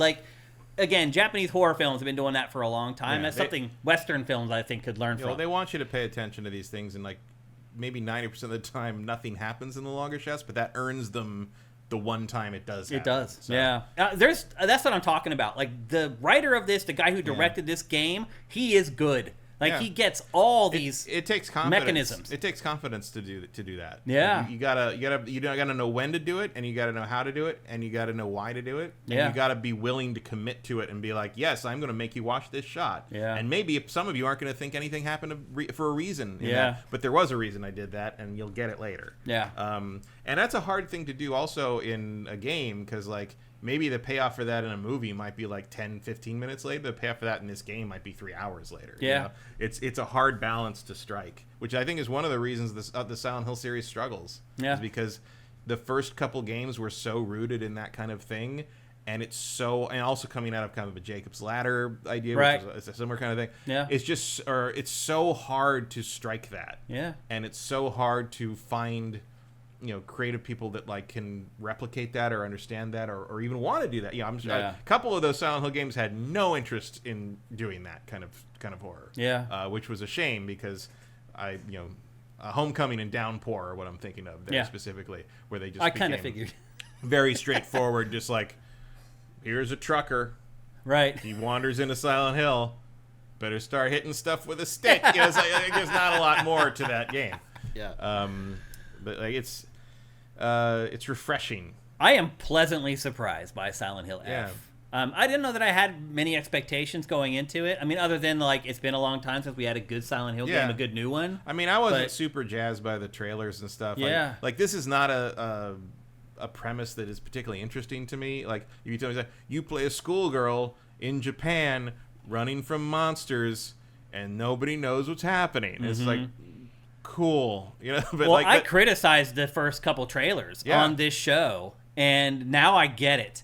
I remember I was like, these seem so inconsequential. Like, why are they showing these weird still shots? Like, why are they showing these school kids talking to... And now I get it. Now I see what the vision that they had with the marketing for this game. I mean, I did understand kind of the pedigree they were coming from, but I was just sort of like, that's not really what Silent Hill is to me in a lot of ways. I was kind of stuck on the idea that Silent Hill is the city of the town of Silent Hill. Partly because it's called Silent Hill. Like, you know, the best game in the series literally begins with the line, "In my restless dreams, I see that town." Yeah. You know, like, it's not that town, not this town. Not any town, not some town, a town. I don't know. I see a town, whatever.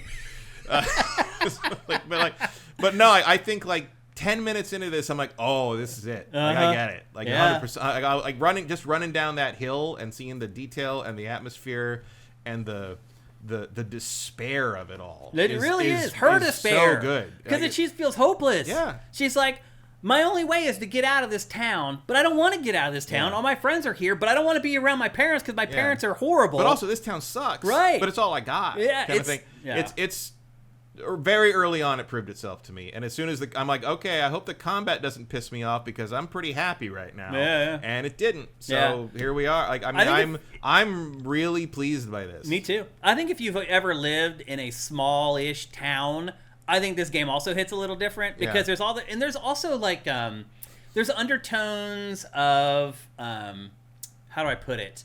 I guess it's not that she's like questioning her gender or whatever, but like there's tones of that. Oh, there's a lot of like and you can see in the monster design too, like there's a lot of elements of like, you know, being a young woman in this incredibly patriarchal, you know, kind of reconstructing society post-war, and what that means, and what it, you know, you didn't have a lot of agency as a woman in the 60s in Japan. Right. I mean, you can even see it in that first scene with her mother. All her mother does in that first scene is apologize for the dad and make excuses for the dad. Yeah. And, you know, obviously that's going to be familiar to a lot of children from abusive households, but like I think that's very, very much there, very much true there, and even down to the idea that like the boy, Shu, her friend, who like calls her partner in the subtitles. I don't think that's exactly what the Japanese word he's using means, but I don't know. I couldn't pick it out. It makes sense eventually. Yeah. So there's I don't know I can't remember like what happened at the point that you're at in the game, but did you get to the point where you start to figure out that there's like a love triangle going on? Oh, I think I got that when they first met each other outside of the That's a big part of the game till the end. Yeah. That the fact that there's one boy, two girls. Yeah. But he's not exactly the epitome of a manly man either. And he is He's a giant wuss. Yeah. Kind of, I can tell he has no.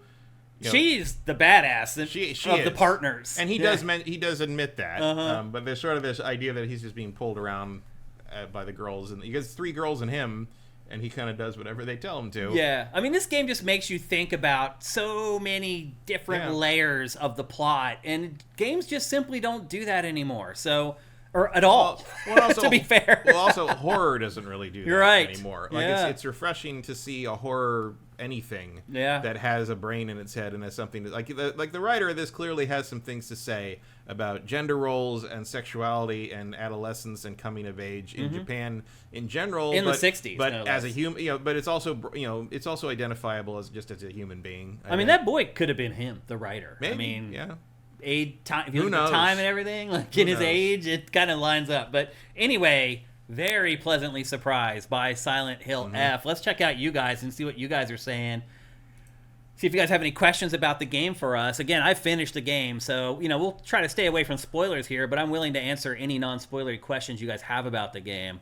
Retro Modern Gamer says, why did Konami kill off their game development teams years ago and just go back to we should be making games? They had the creators of MGS and Castlevania and got rid of them, which was such a short-sighted move just to go back to making MGS and Castlevania games. Can't comment on what happened with the Silent Hill team. I think Konami... they ain't making Castlevania games yet. Yeah. I'll believe Konami's fully out of the hole when they make a new Castlevania. I think what happened was that they were just failing. Yeah, they weren't. No one was buying their games. Yeah, there was a stretch where none of that stuff was selling. And they were putting... And Kojima was gone. They were being a jerk to Kojima, yeah. and so he left, and they're like, how do we even manage that? How do you recover from that? Yeah. With the core gaming audience. Taken this time... The answer was to take all your balls, go to the pachinko parlor, and come back 15 years later and be like, hey, miss us? With a lot more money, I would add. Because Konami's financials, let me just tell you, have not sagged at all since it left. Like, revenue-wise... It's doing better than ever. Retreating to the pachinko parlors was the correct decision. Yeah. That's what happened. Konami was just like, we're not making money off games anymore. Yeah, we're bleeding money. We're making a ton of money on this pachinko stuff, and that's what it did. I'm glad. I said this a couple weeks ago. I'm shocked it's come back. Yeah, I'm surprised it found value in that. Yeah. Especially after Metal Gear Survive. Like, I thought that was the end of that. Yeah. I mean, it probably should have been. Cinetyke, I was already sold on the game and bought it. You were right to buy it, Cinetyke. You made the right move there, brother. See if there's other questions. A Million Miles Away, thank you for Twitch Prime. God of Gamblers 33, thank you. When you pick up items, completing puzzles, or access the map, does it pause enemies from attacking? No. Once you get to the save point and you're inside the save point, they can't attack you. Yeah. But while you're trying to load it up, they can attack you and break you away from it. You can get away from them pretty easily. Like, you can outrun most of them, and if you break eye line... And there are some other ones that can only hear you. Right. Like, if they don't have eyes, they can't see you. Yeah. And as long as you don't run, they won't know you're there. Yeah. It's not an oppressive, like, you can't... Unless it's like a scripted sequence so far. It's not that bad. I guess, fighting multiple enemies is kind of annoying, but, like... And later on in the game, you do a lot of it. Early on, they don't make you do that. Rob Manuel asks, what's up, Rob? Hope you're doing good, brother. Did you get a chance to play Mouthwashing? Well-written horror. I have not, actually. No. But you're not the first person to recommend that. No, I've definitely heard that. Yeah, and I will give it a go. I'm a big horror fan, so I will check it out. Thank you for the recommendation. Hearing it from you is different. Another interesting horror thing just came... Again, I was already in early access. I played a demo of it, but it hit 1.0, I think, last week. I'm Not a Human. I haven't even heard of that one. I think that's the title, but it's in some kind of vague post-apocalypse, and you're in a house, and every night you have to, like, answer the door for people, and you have to decide whether to let them stay or not. Because during the day, there's something with the sun, and the day will kill. But there's visitors, there's monsters, and if you let the wrong one in, they will kill other people, and you have to figure out who they are and kick them out or whatever. But it's very simple. It's very almost 2D graphics, like it's just like a first person point and click adventure kind of style thing. Yeah. And you're looking through the peephole at people and asking them and trying to. And you get little news reports that are like the visitors have bad teeth, so you got to like decide whether the person that's at the door is can come in, and like you can look out the windows and your neighbors, like you can see the neighbors over there. The neighbor's house is on fire. I guess they're all dead now. It's a very matter-of-fact apocalypse. Huh. Do you remember that movie, Let the Right One In, the vampire movie? Yeah. With the little girl and the vampire? Oh, yeah. That was pretty good. I remember that. I like the original Swedish one more. It's better, for sure. But the remake wasn't bad either. No, the remake was pretty good. Yeah. Bachby says it would be cool if Metal Gear, the original Famicom game. I am not human. No, I am not human, as Rob says. That's the name of it. Thanks, Rob. Any other questions or comments here? Let me see. You also have to trust your audience and players to be able to do that, which fewer games do, or media in general. Yeah, Matt mentioned that. That's why he said that you have to be brave. You have to put the trust in these people that they're going to consume your art the way that you want to. I thought it was called Silent Hill Forte until people said F. Interesting. Because of the musical notation element. I'll say something else, too. I actually preferred playing this game with the music off. Really? Yes. And the music's fine or whatever. Isn't it Akira Yamaoka? It is, yeah. And the music's fine. But I just liked the way, the stark, like, audio, like I'm there. It just felt right for me for some reason. It is, I do like the music. It does have kind of the Dead Space problem where, like, the music kicked up. It kind of ruins surprises at times. Yeah, seriously. That is and true. The music is great. Akira Yamaoka is one of my favorite game composers. He did a great job on the soundtrack. Just the tone of this game. I don't think he decided where the music comes up. He just makes the music, and they decide what to do with it. Yeah. Swan Senpai says the F is stylized as a musical forte symbol in the logo, which directs a piece of music to be played loud or strong. Interesting. Nightwing 3060. Flower, maybe, because flowers are a big part of this game, too. Yeah. Like, because there is, like, the other part of this game is that there's this, like, almost like cordyceps from, like, Yeah, it's like red vine stuff. Yeah. Like red kudzu. Yeah. They mentioned kudzu a lot in some of the puzzles so far, so I'm like, I guess the red stuff is supposed to make you think of kudzu. Mm-hmm. Yeah, so there's like a virus angle to this too, like pandemic style stuff's going on as well. There's so many layers to this game.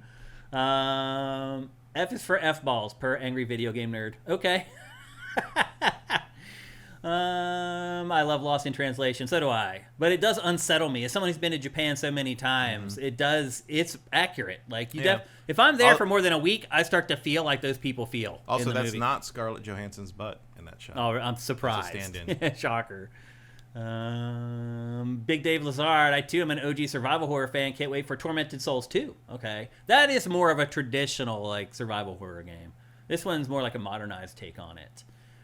Any other... As always, guys, don't forget to go at SIFTD Games if you want us to actually answer your questions. Big Dave Lazard, thank you for Twitch Prime. That's awesome.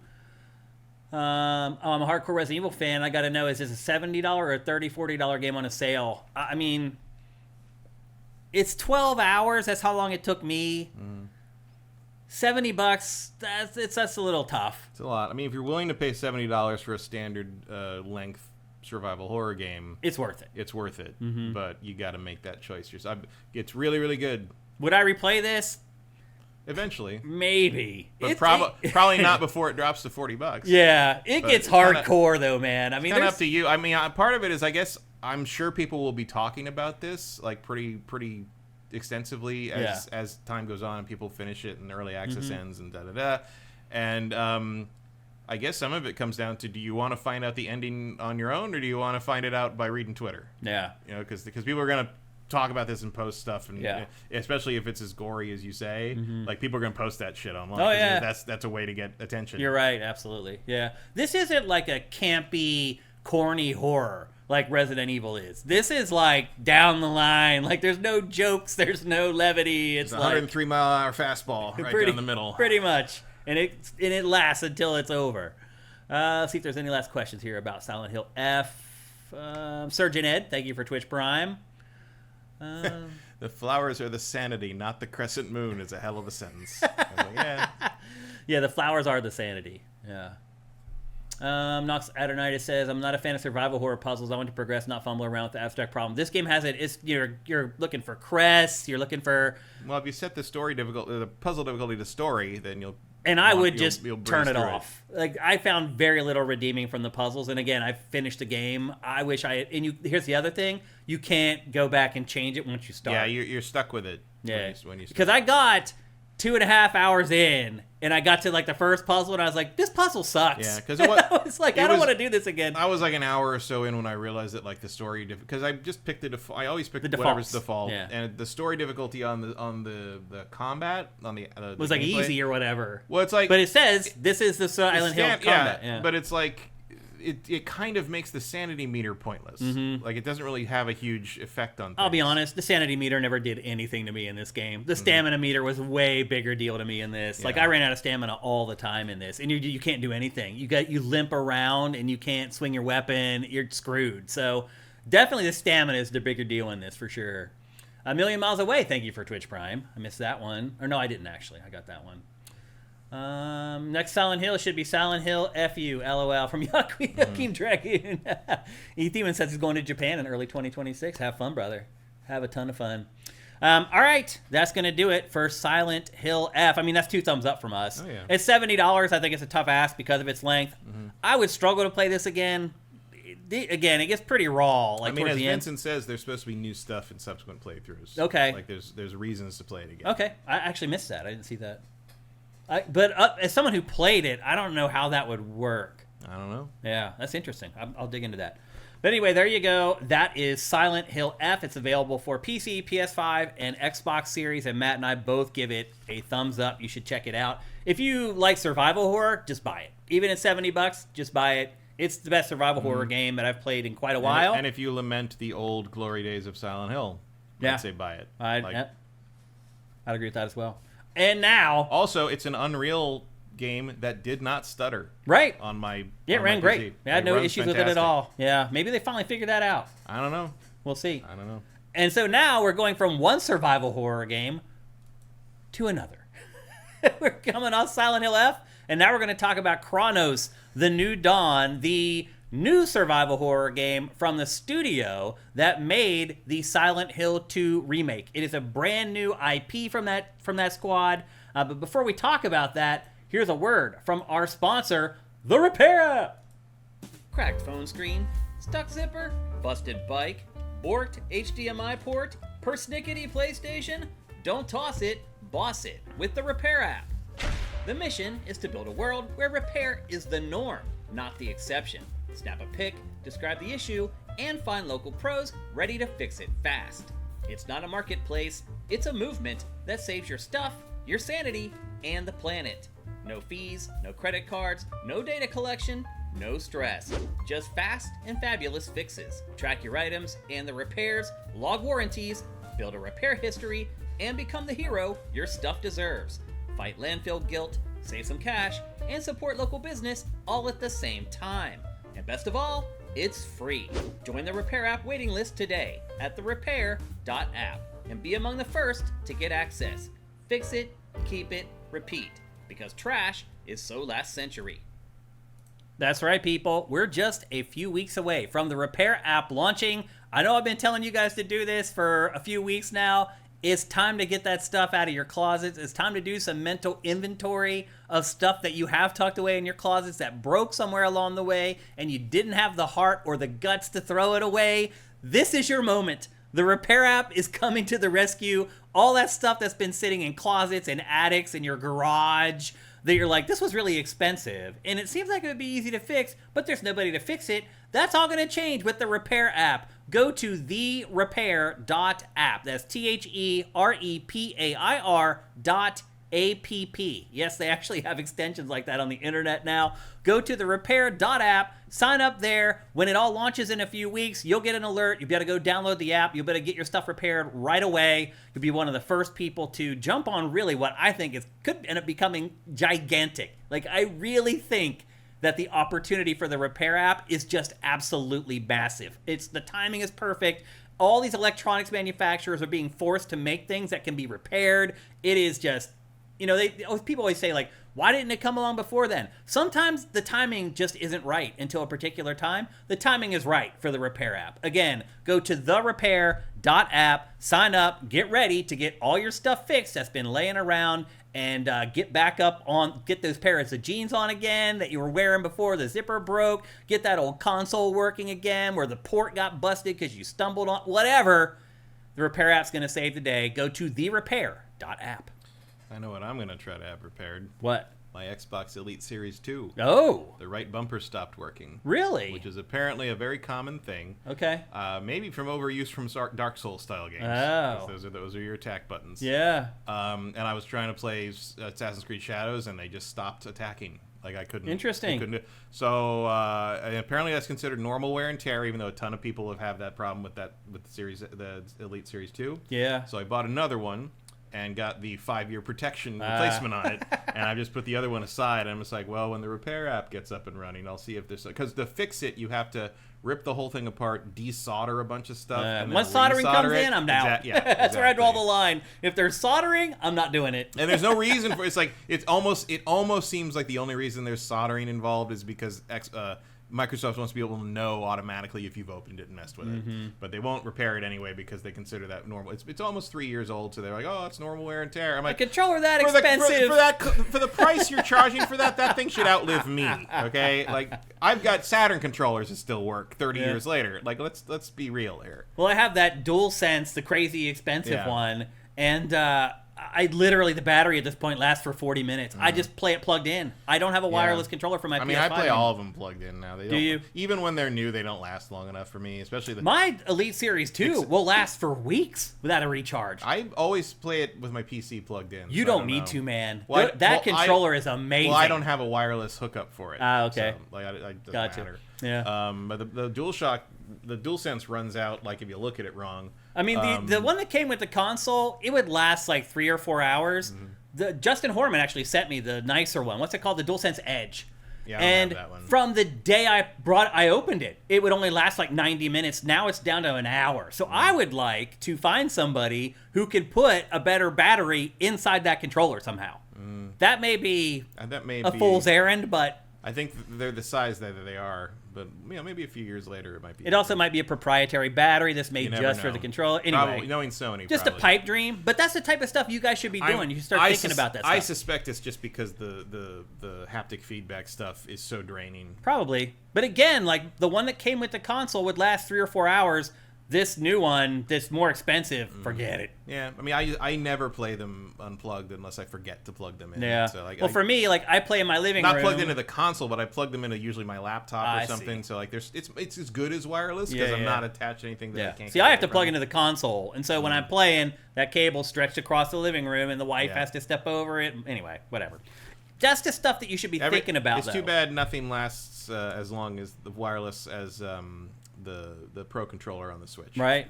Yeah. I actually do play the Pro controllers wireless because they last forever. They last forever too. Yeah, for sure. All right, it's time to talk about some more video games.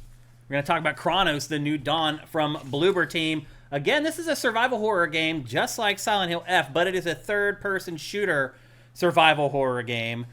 I'm still not 1,000% sure I understand the plot of this game. So you're a traveler and you are venturing to this place to like either rescue or take the place of the prior traveler. The prior traveler is dead, so you are awakened from your little pod to go continue the mission that they failed on. And it turns out that a whole lot of travelers have failed on this mission because you're not the second or the third or the fourth or even probably the 20th. Yeah, there's just tons. Finding your dead predecessors is kind of an ongoing thing. It's part of the plot in the game, really. Because I think that does add to the sense of dread as you play through the game. If the game itself doesn't give you enough dread. Because... But what you are is kind of part of the mystery of the thing. Like these are basically these weird time-traveling people in big diving suits. It look like the suits are from like 1950.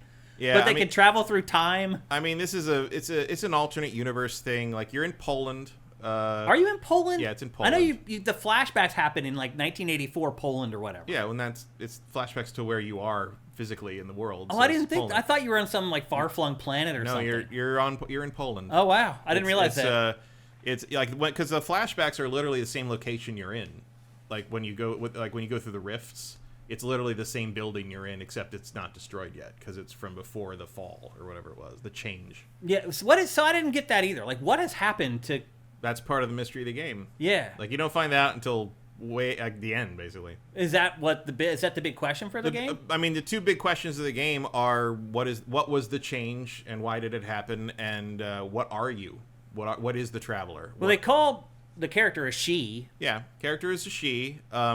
You run into other travelers. Well, not travelers. You are part of the collective. The name of the group is the collective. You run into I think is he called the warden? Yes. He's sort of a support guy. He repairs stuff, and you're like the field operative. And there's a bunch of different. You piece together over. But what they are, what they want, what they do, why they do it. That's all a mystery. Like you are thrown into this with very little context as to who your character is, and that is intentional. Yeah, you're basically just sent into this complex to survive. Yeah, well, it is a survival horror game. You have a very specific mission. You're trying to find a specific person. But is that the mission, or is that what they tell you so that you go? Well, you don't know because the collective has kind of a cult vibe to it. Like everybody, you sign off all your stuff as in what is it? Such as our. I can't remember the name. Their sign off for all their audio logs. And right. Such as our mission or something like that. It's not such as our mission, but it's something. It's such as our. It's basically saying this sucks. Deal with it. Yeah, this is our lot in life, and this is we're all gonna die horribly in the process of this, and we accept that. Yeah, pretty much. And they all kind of talk very monotone and very, like there's something wrong with these. Yeah. Well, they also they've kept in like a stasis or something, waiting for their. The pod you come out of seems like some kind of stasis pod. Like you've been hibernating or something, and then they give you a little. I mean, it's almost like Alien. They give you a little cognitive test and send you off into the world. A Rorschach test, basically. Yeah. They're like, what do you see? Okay. There's a lot of emphasis on mothers. Yeah, there is. And then they boot you out into the world. There's also a lot of emphasis on the tropes of survival horror. There's a lot of Fifth Element to this. Yeah. And not Fifth Element. 12 Monkeys to this. Yeah. in the sense of like kind of the clunkiness of the future tech and the you know like how a retro future, how the thing that Bruce Willis goes back in time in is almost like a bellows kind of thing. It's like Back to the Future. But it's drive a car 87 miles. But it's actually a little more. I'd say if I would not be surprised if the people who made this game said their actual influence in that regard was La Jetée, which is the French short film that 12 Monkeys is based on. No, I didn't know that. Which is entirely constructed out of black and white photographs and narration. Interesting. And it's exactly like when you showed at the beginning. Did you shoot that mannequin, by the way? No. You didn't? I did. I'm not going to shoot anything I don't have to shoot in this fucking game that doesn't let me carry more than 4 goddamn bullets at once. It was so early, though. We will get into why I hate everything about the gameplay in this game in a minute. But we're talking about the good part right now. At the beginning when there was like a little like black and white montage of all the little clips. That's very Logitech. That's basically what Logitech looks like, except there's no moving pictures. Okay. So I think it's taking from kind of French cinema in a lot of ways. I mean, there's also a little bit of City of Lost Children here. There's a little bit. I see the influences, and I think they are using the influences very well. I think it's visually very compelling game. I don't think it's maybe as visually accomplished as Silent Hill F. It's very dark. It is very dark. I had to mess with the HDR settings quite a bit to be able to see anything. Like the HDR settings are wrong. Like set these according to I did, and now I can't see my character. So I'm going to turn the brightness up a bit, and you're just going to have to deal with that. It started to annoy me after a few hours. It is very. I mean, I got tired of looking through a flashlight. I got it to the balance of where I think it's supposed to be, and it's fine. Yeah. But like if you balance it the way the settings seem to guide you to, it is too dark. Yeah. It is much too dark. As you're seeing in this B-roll, it has pretty much every survival horror trope. Collect the fuse, put the fuse in the thing, collect the key bring it over there. This is so old school survival horror. I would call it primitive. Like pre-RE4. Yes. Like it looks like RE4, but RE4 is actually more progressive than this game is. Yeah, clearly the over the shoulder aiming is RE4. Yeah, that wasn't there before that. Yeah. But like other than that, like man, this could have been one of my favorite games of the year because I really like the story. Remember, I was really premise. Excited for this. I like the setting, like all the window dressing and presentation, fantastic. I hate every second of playing this game. I agree, man. In combat, it is so because your inventory space is so limited. Like it makes me want to like ask the people who made this game what's wrong with them. It's so hard. It's very hard. It's very hard. So you have a gun that's like this weird thing that like morphs between like different modes. It's like the gun and control. Basically, it can form different kinds of guns as you find the things that will make it. The problem is, I think there's 7 modes. It has 7 modes over the course of the game. You can find them according to the achievement. It's for getting all the weapons. Only 2 of them are useful. The pistol you start with and the shotgun you get. The second one you get is a shotgun. Every mode has an upgrade for the most part, but the upgrades suck because like the upgrade for the pistol is it becomes an automatic pistol, but you never get enough bullets to warrant firing automatic. Like because like you can carry 14 bullets in a stack. You get, I think you start with 6 inventory slots, and the maximum inventory you can have is 12 slots, and a key, like a little door key, takes up the same space as a game console.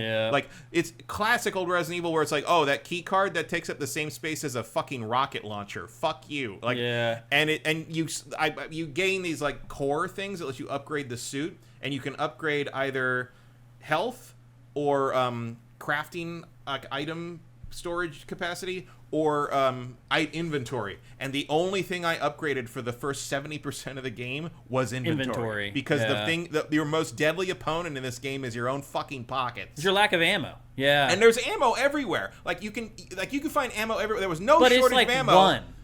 Well, but even then, like I found plenty of ammo to kill everything in the game, but I couldn't carry it all. Like I would have to go to places and kill like 2 things, and then if it didn't lock me in the room, I'd have to run back and pick more bullets up or destroy things because I needed it was infuriating. I'm like, lady, just put the key in your mouth or something. Like hold 14 more fucking bullets so I can kill this thing, please. Seriously. And like all the boss fights, you're running around, smashing these crates, trying to get your ammo up 5 more replenished. bullets so you can shoot it 5 more times and hope that gets you. And like she runs so slow, and she doesn't have a 180 turn. She unlike the Silent Hill character, she has no dodge, and you have to stick and move in these fights all the time because you can't just stand your ground. And it's because they run straight at you. It's so slow, and it's so old, and it's so clunky, and I hate every fucking minute of it. Well, the other thing that they do too is I'm like 75% of the way through this game because I have to know how it ends. You should just watch on YouTube. Maybe.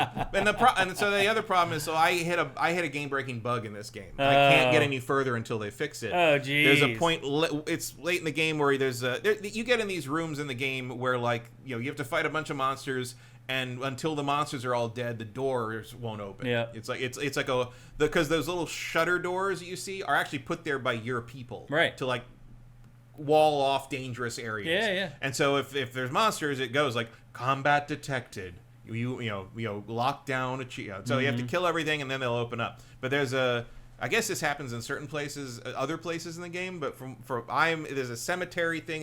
It's the biggest fight I've been in, like the most enemies I've ever fought all together, and I got all the way through it, and then you have to do a little puzzle that wires up the door to activate it, and it activated it, and it says there's an enemy, and it won't open, and there's no enemies, and it's a documented bug. That's geez. it. And if you can reload the save and hope that it doesn't trigger again, because it doesn't happen every time. Yeah. But my save before that is 40 minutes before that, so I went back and redid. That happened late one night, and I'm like, time for bed. No, I'm going to bed. So I tried it again the next day, and I got back there, and I did that whole fight again, and I did the puzzle again. Won't open. Same thing. So I'm like, you know what?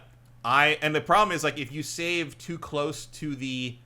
No one quite knows where the bug happens, but if you save past wherever the bug triggered, it'll never fix. So you have to wait for a patch. Oh, man. And the problem is they did a hot fix on September 10th that they said fixed that. And it did not. That sucks. Because I didn't even play this game until after September 10th. Uh-huh. So the hot fix was already there the whole time I was playing. So that's not a wonderful No, endorsement. that sucks, man. The combat in this game is hard. They tell you to charge up your shots or whatever to do more damage. But these enemies, they just come running at you. Yeah, you don't have time to charge up the shot. You got to run and pick your moment and charge up if you can. Because that's the other thing is ammo. You can carry so little ammo that you have to not charging the shot is wasting a shot. Really, and it's not an interesting dilemma. And here and you can carry so few health items.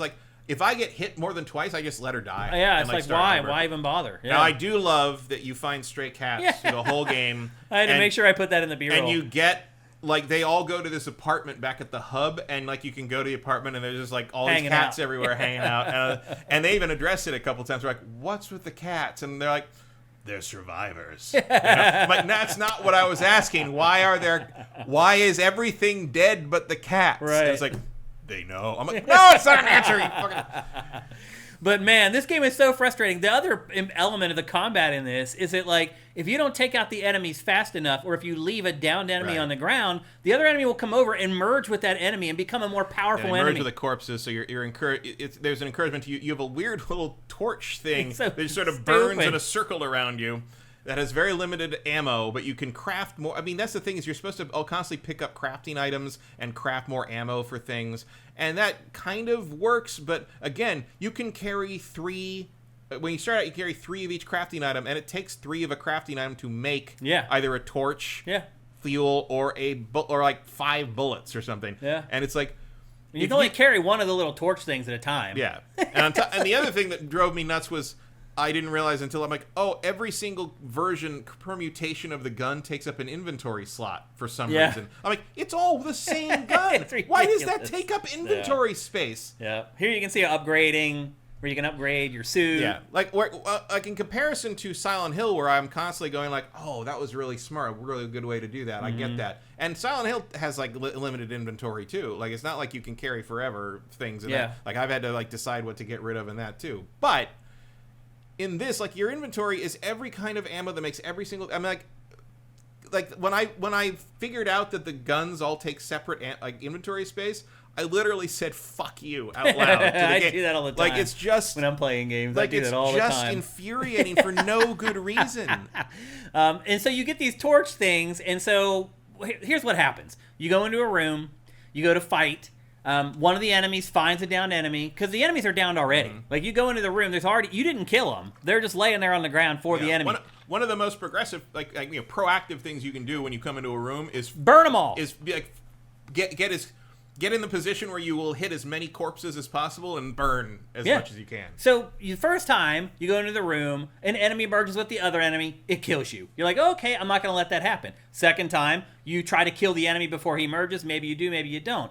What you figure out the second time is like, I need to burn all these enemies on the ground. So you go back, you start going. And what I would do, I'd go burn them all. I'd find every enemy. I'd burn them, I'd burn them, I'd burn them.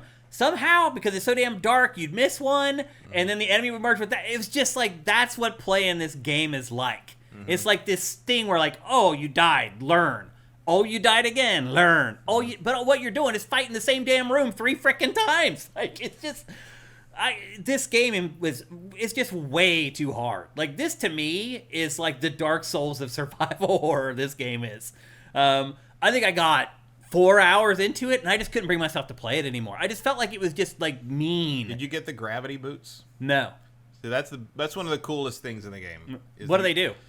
Basically, they let you defy gravity, and like the way it works is you stand on like a particular set platform, like a blue platform. You look around for another blue platform, and you hit the button, and she kind of like floats to it and like sticks to it like they're magnet boots. And there's a bunch of things where you're like upside down and something. I saw some of that in the trailers. And you're shooting at them, and they fall sideways and stuff. Like they do a lot of cool like topsy turvy stuff with that. That it's just a cool effect. It's not like gonna rescue the combat for you, but it's like there's a lot. I mean, visually and presentationally, there's just a lot of cool shit in this game.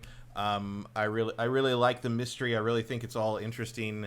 The time travel's cool. Like I was assuming it was gonna be one of those things where like you never encounter other people because like, oh, it'd be too weird because time travel and you can't. No, you totally run into people and they're like, what the fuck are you? Yeah.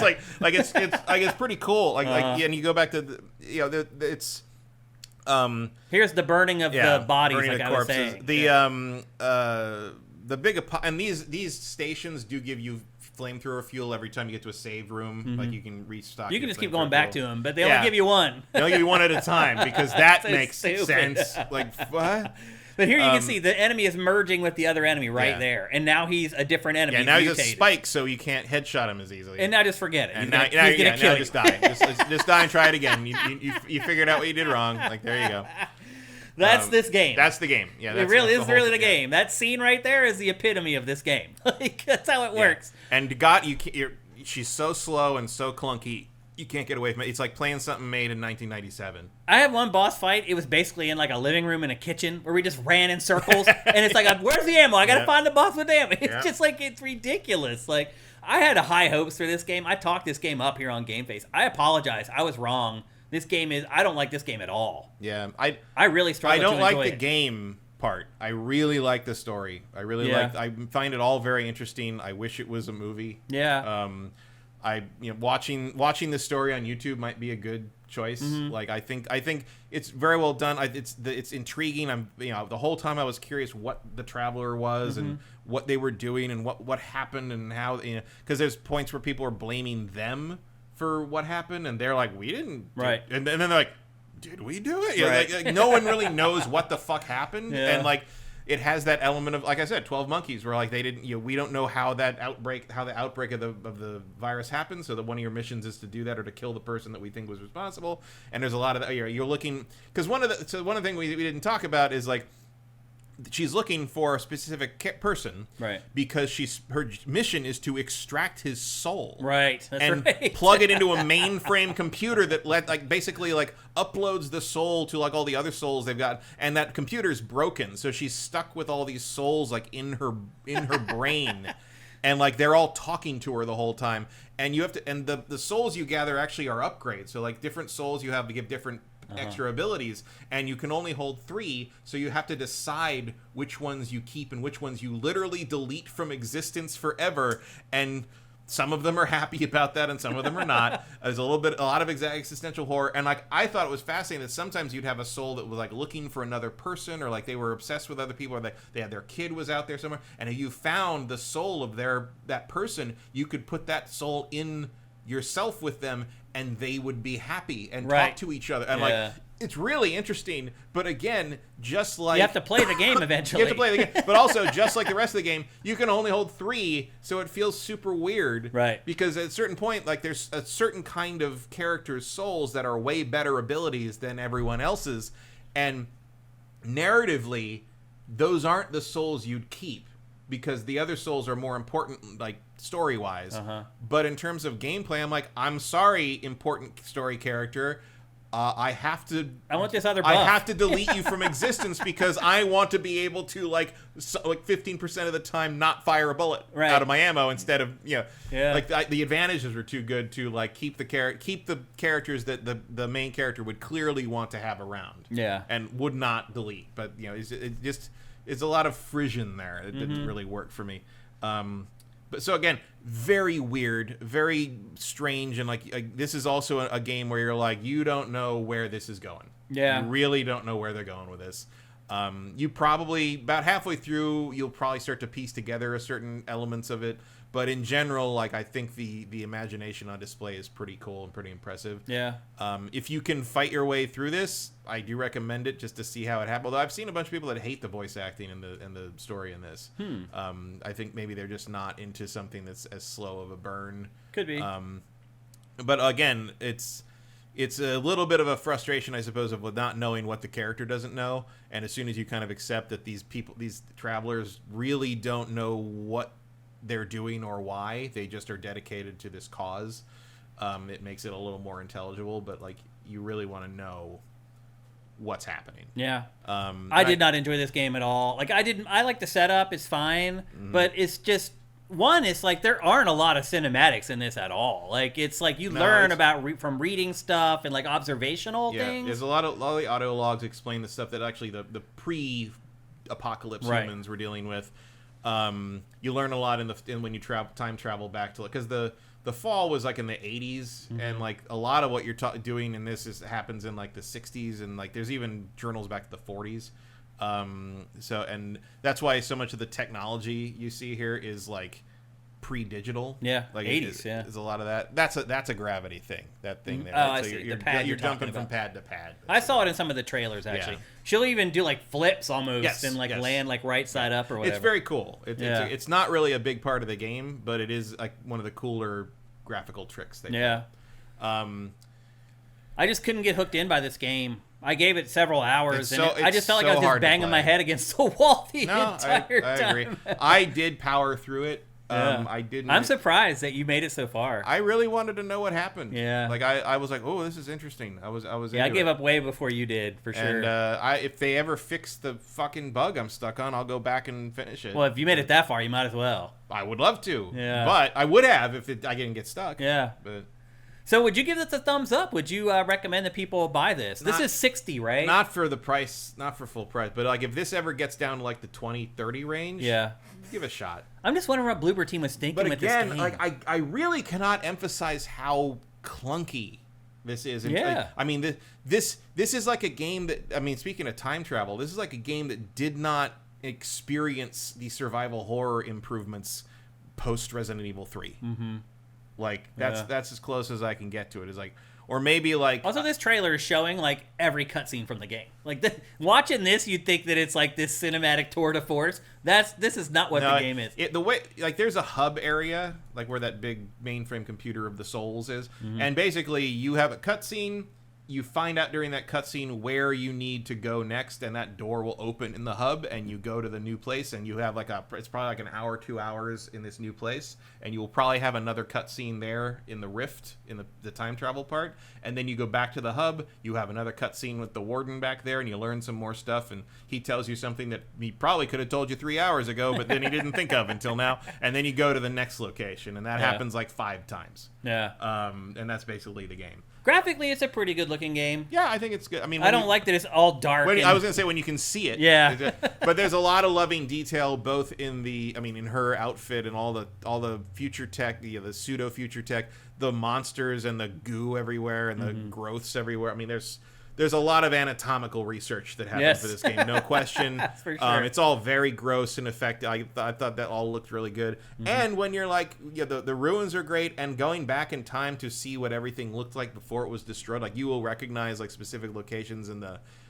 apartment you were in, and you time traveled through, and you're like, oh, that's where that lamp was. That lamp was like destroyed on the ground, and now it's just where it is. There's a lot of like period piece Eastern Bloc work there. Like it all looks very. The environments all look very good. I'll say this: if you make it through, you'll probably be pretty proud of yourself. I think so.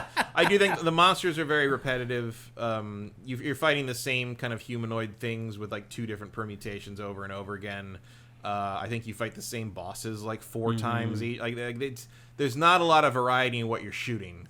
One thing I felt playing this is that I felt like there were corners cut in this game, as far as like trying to get it out in a decent amount of time and not spending a lot of money. And well, the amount of game-stopping bugs people have run into would portend that probably that was the case. Yeah, but it feels like this escaped more than was released. Yeah, that's a good way to put it. And Luna just sauntered on by. Maybe she'll come in and say hello. Eric Cartman says Game Pass game. Yeah, that's actually that's probably what they should have done with it. Nightwing 3060. Is there an easy difficulty? I don't think there is. There is no difficulty settings. Yeah, no. I don't think there are. It is what it is. Yeah.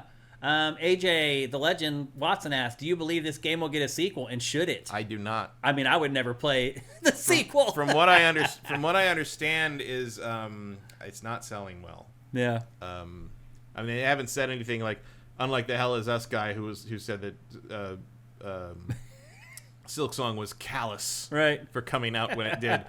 This came out a day after Silksong, and I don't think it sold. I mean, I did see like there was some leak from like some place in Spain that had sales for a bunch of stuff, and this wasn't so. But again, that's physical copies in Spain. Yeah. I don't know if we can extrapolate anything. Well, the weird part is this game came out on September 5th digitally, and it just came out yesterday physically. Also, I think the Switch 2 version came out yesterday on the same day, or maybe a couple days ago. And it was hard for me to find this game. Like, I don't know anyone on Bloober Team to get the code, so I had to go buy the game or whatever. And, like, I searched online, and Best Buy said this one Best Buy had 3 of them. I went over to the Best Buy, and I'm like, hey, I need this game, blah, blah, blah. They go get it. They bring it out. They bring it up. They hand it to me. And as I'm about to, like, put my card down to pay, he grabs the game out of my hand and says, oh, I can't let you buy that yet. And I was like, what? He's like, street date isn't until like the 19th or whatever. I'm like, no. I'm like, this game is out. I'm like, there's reviews for it. I showed him a bunch of reviews. He's like, I'm just telling you what our computer says. He's like, I can't sell it to you. And as it turns out, that he was right. Like, only the digital version came out first. The physical version, he said they got that physical version on the 5th. That they actually had the physical versions ready on the 5th. And they just wouldn't let people sell them. Anyway, I went through all this hassle to get this game, and then I hated it. Within like an hour, I was like, I hate this game. I don't even want to play it anymore. I knew you were not going to like this. Yeah. JJ Forcebreaker says, I like inventory management, but here it's pretty shallow and the loop is small and high frequency.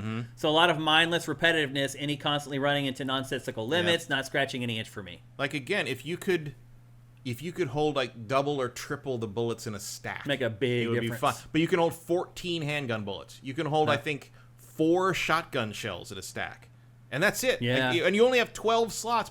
And early on, you get a bolt cutter. That like there's a bunch of doors throughout the game that have like chains and a lock on them, and the only way to open them is to use this bolt cutter. The bolt cutter takes up a slot in your inventory. And if you want, all those rooms are optional. They have like batteries with energy, which is what you use to upgrade the guns, and like just bonus items basically. But if you want those rooms, you gotta annihilate a slot in your inventory the entire game to carry those bolt cutters around. Why? Why isn't the necessary tool like just in its own separate slot? Why aren't keys in their own quest item slot? Because other stuff does, but like every single thing you pick up, whether it's upgrade, I've had to make runs back to the save room because I found too many upgrade cores that is what you use to upgrade your suit, the most valuable thing in the game. Yeah. And I had to bring them back to storage because you can't stack them. Yep. Why? It's like dumb. What is the point of this? Blitch has asked, why is Bloober Team so hit and miss? It's an excellent question. It is, though. That is accurate. I mean, look, with Silent Hill 2, it was just remaking a great game already. Like, it just had to not screw it up. But on the back of that, like, why would you make the inventory like that? I don't know. Like, if the inventory was just like Silent Hill 2, it'd be fine. It'd be fine. I get it. Or Resident Evil 4, where I could rearrange stuff in a briefcase or something. Like, like there's so many other ways to solve this problem that is not this. This is just like, this is not an interesting way to add challenge to a game. Yeah, I agree. It's silly. I hated it. Alan Sheriff, what's up in Australia? Glad you got to catch us a little bit. Bachby says, why don't games allow you to skip stuff? Because that would avoid like bugs like this. One of the questions on Ask Chain Anything, I think it was last week, was like, why don't games let you skip around like music or movies or whatever? I think, was it Hell? Is it something I played recently did let me do that. Oh, really? I mean, I didn't do it, but it offered me the option to skip this section. Yeah. Like the boss fights or something. I can't remember what that was. You're right, Boxby. I mean, we should be able to play games however we want. It's more work. Don't let the Dark Souls kids hear you say that. Yeah, you're right. They'll kill you. Zet Saber Juno says, limited ammo in games always baffle me considering how many pockets these characters have. I mean, that outfit in particular. That outfit should really have, especially because it's like, you're going into hostile territory in other dimensions and time travel and like destroy, like why don't these people have pouches like a Rob Liefeld character? Like, what the hell are you doing? Cinetike says, lack of pocket space is the true horror. Yeah. That's pretty funny, Cinetike. It's just a whole group of people that just refuse to carry a purse. Yeah. Noxaddernitis says, Matt is really hitting some highlights in my high school film class today. Such as our calling. Is Nightwing 36. Man, if you were talking about La Jetée in your high school film class, I want to go to your high school. We didn't get anything like that. I didn't get that till college. Yeah. Okay. No, don't you have any questions? They wouldn't let me talk about movies in high school. Really? It wasn't relevant. That's not hard. I'm like, yes, it is. No, go away. That's funny. Movies were when the teacher didn't want to do any work that day. Right. You're right. That's what it was. When the teacher was just like, I totally didn't get the lesson plan done last night. I'm hungover. You guys are watching Top Gun, and if you need me, I'll be asleep in the back. And we really had no idea. Like, I was just like, we get to watch a movie. Yay! It's hilarious. All right, it's time to move on. Next up, we're going to really switch the tone here real fast. We're going from 2 survival horror games to an open world free-to-play skateboarding game. We are not leaving the body horror behind. No, we are not. We are about to talk about the next entry in EA's Skate franchise. Everybody wanted Skate 4. Instead, we got just Skate. Instead, we got Skate... What? Skate.what? Yeah. When I was home for Labor Day, I actually reconnected with a lot of my old skateboarding friends. One of my buddies, the crazy part is I had a buddy who had been living in my hometown for the last 13 years, and nobody knew he was there. For some reason, my brain really wanted you to finish that sentence with "was living in my basement." Oh, no. And no one knew he was there. He was living at his parents' old house, but like nobody knew he was there. And I just on a whim like tried to get in touch with him, and I got like hung out with. So I ended up hanging out with a bunch of skaters over Labor Day. Is what I'm getting at. And I was telling them about this game. I'm like, hey, there's this free, because free to them is a big deal. Because my skater friends in Carlisle, PA, they literally buy like one game a year. Like all of them. We're like, one guy was like, I have 3 games for my PS5. The other guy was like, I have 5. The other guy was like, I have 2. Like I play Call of Duty and Madden and that's it. So anyway, they don't buy a lot of games. So to them, spending money on a game is a big deal. And so I was like, hey, there's a new skateboarding game that's completely free that's going to launch in a couple weeks. So this launched last week. I texted them all now that I'm reconnected with them. I'm like, hey, the Skate is out. It's free to play. You can download it for free on your PS5. Give it a go or whatever. And so I just forgot about it, and then I downloaded it and started playing it. And after I got the swing of things in Skate, I reached back out to them, and they're like, oh, no, man, I've lasted like an hour. I'm like, what? They're like, oh, I started playing it, and it was just like so dumb and easy, and like, there's nothing in the game. And I was like, what do you mean? They're like, there's nobody or no thing. Because look, they're used to playing Tony Hawk's Pro Skater. Mm-hmm. And there's nothing in there, right? There is nothing in this game. Once you get through this tutorial section here and you actually get out to the open world, you'll see there's no pedestrians. There's no cars. There's no human beings. There's no gravity. There is no gravity. You're right. There's no physics in this world. I have not played this, but the videos I've seen on social media are mind-boggling to me. Like, what is that? Like, I mean, I've been saying this forever about this. Wasn't Skate like a pretty realistic game before? Yes, and I could tell in the trailers before I ever even played it that the physics were off. Like, look how high I just ollied out of that. I mean, I've seen videos of someone, like, jumping over city blocks. Oh, yeah. Like, and soaring like an eagle as they fly. And their board just sort of floats below them. There's no real physics. It's nonsense. It is nonsense. And it's like, here's the thing. As you start playing this game, it starts to get more and more annoying because you try to, like, ollie onto a handrail going down the stairs. Mm-hmm. You ollie down the whole damn stairs. Yep. You have to, when I saw someone, like, someone was addressing the complaints of people, like, how this game is... People who think they think that the physics are terrible and it's super weird. I don't understand. And someone's like, I think it's really cool that like this is like weird and crazy as opposed to like this the hyper realistic like skating games like Tony Hawk. And I'm like, what? Oh, we're there now? That's where we are? Is that Tony Hawk is the hyper realistic skating game? Oh my god. What the fuck is that? I mean, part of the real fun in this is wiping out because you can literally just jump off like a skyscraper onto the concrete and just walk away. Oh, my favorite clip of the week was he jumped off a skyscraper and like went down like a it wasn't like an actual half pipe, but it was a curved part of maybe a pool or something on a roof or something. Flipped up. He must have sailed almost half a kilometer and. And as he landed, he hit stairs, and he just flew off the board and like landed like back first on a railing, and just the character model is wrapped around the railing like a slap bracelet. And he like spun around it a couple times before coming to rest. And I'm just like, I mean, I can't deny that's entertaining, but I don't know if that's what I want from a skateboarding game. So think about the trailers that you just watched, and now look at that. The trailers had people everywhere doing tricks, skating. Look at what it really is. This doesn't look like what I was watching. I'm watching stuff like this, and I'm like, was I wrong? Did I imagine what I thought Skate was gonna be? Like, I feel like I'm being gaslit by this entire game.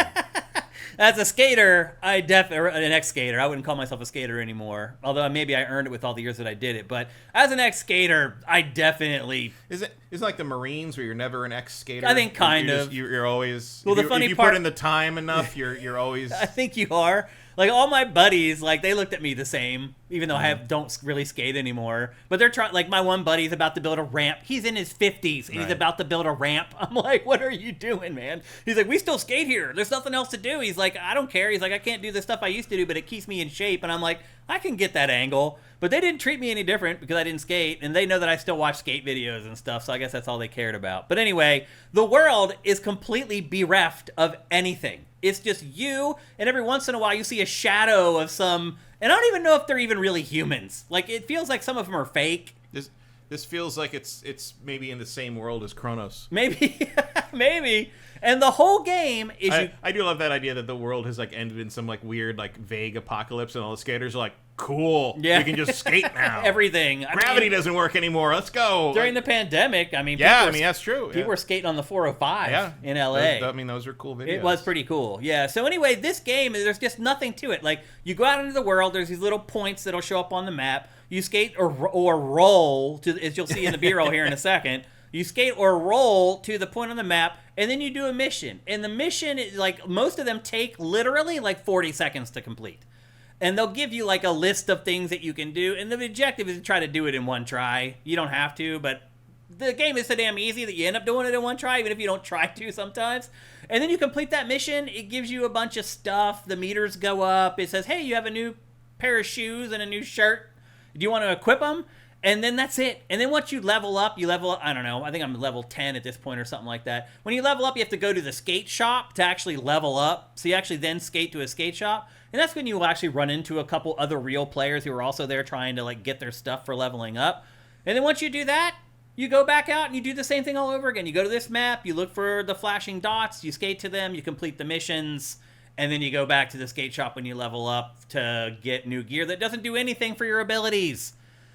And then you start talking about the gameplay. I've never been a gigantic fan of Skate. Like, one thing I will say is it uses a dual analog stick system. And, like, you ollie by pulling back on the stick and then pushing forward. And that is accurate. Like, that's about the best way you're going to replicate an ollie in a video game, for sure. Who needs baby steps when you've got this? Seriously.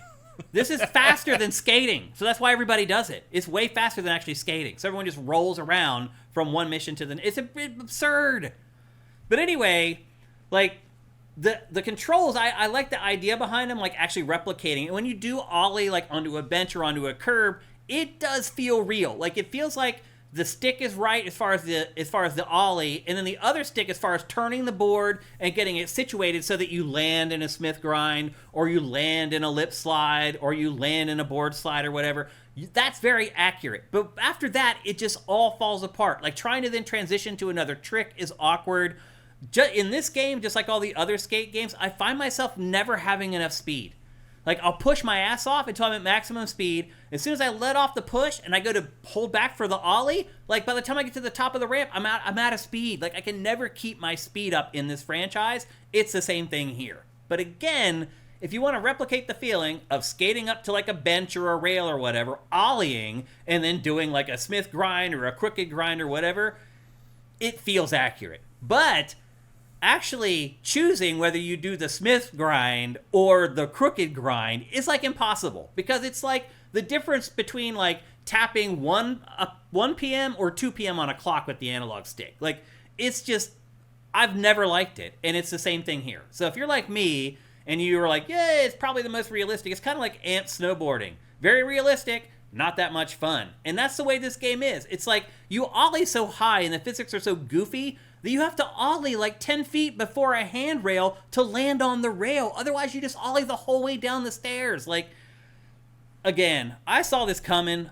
Watching the trailers for this, I could tell the physics were off, and it was just goofy and weird. And now that I've played it, it's even worse than I thought. Like, one thing I will say that I like about this is it encourages you to just get off the board and walk. And people may say, that sucks, that's stupid, this is a skateboarding game. But it keeps you from having to do that awkward stuff that you do in Tony Hawk games, where you're holding down to not move and you're trying to, like, turn your skateboard in the right direction. You end up bouncing off a wall. In this, you just get off the board and just walk up the frickin' ramp. And that is definitely something Tony Hawk could learn, like having one button where you just easily dismount and remount your board. They should do that in every skateboarding game. And it takes a while, if you played a lot of Tony Hawk, to get used to it, to get off the board and start either climbing like you're seeing right now to get to a spot that you can't reach without climbing, or just to... Where's the board? It just disappears. And then when you get on the top and you tap the triangle button, it reappears. And that's pretty much how the game works. But you can see everybody in the game is doing what I'm doing. They're rolling everywhere. Yeah. Nobody is on their board. I would never in a million years know this was Skate 4. Right. If you didn't tell me. Yeah. Without the skate. Like, it's so much non-skateboarding. It is. So, like, is it supposed to be like this? Is it are you not gonna be able to roll everywhere like Sonic the Hedgehog when this hits 1.0, or like? I mean, they need to make the top speed of the skateboard faster. Because here's the other thing, like, you don't, like, go and say, hey, I want to make my ollie higher, I want to make my ollie lower, which is what I would want to do in this game. There's none of that. You're not, like, setting up your skills exactly how you want them. Like, you just level up and get a bunch of clothes and a new board and new wheels or whatever, and just go out and do the same thing over and over again. You're not actually shaping your skater to be exactly what you want it to be. So that limits its appeal, I think, for a lot of people. But the one cool thing I would say is, even though my buddies bailed on it beforehand, I did play this online with a couple people, and it does kind of replicate the skateboarding experience a little bit, as far as just, like, hanging out at a spot and just hitting the same obstacle over and over, trying different tricks and, like, talking while you're doing it and using the emotes and clapping when people do awesome.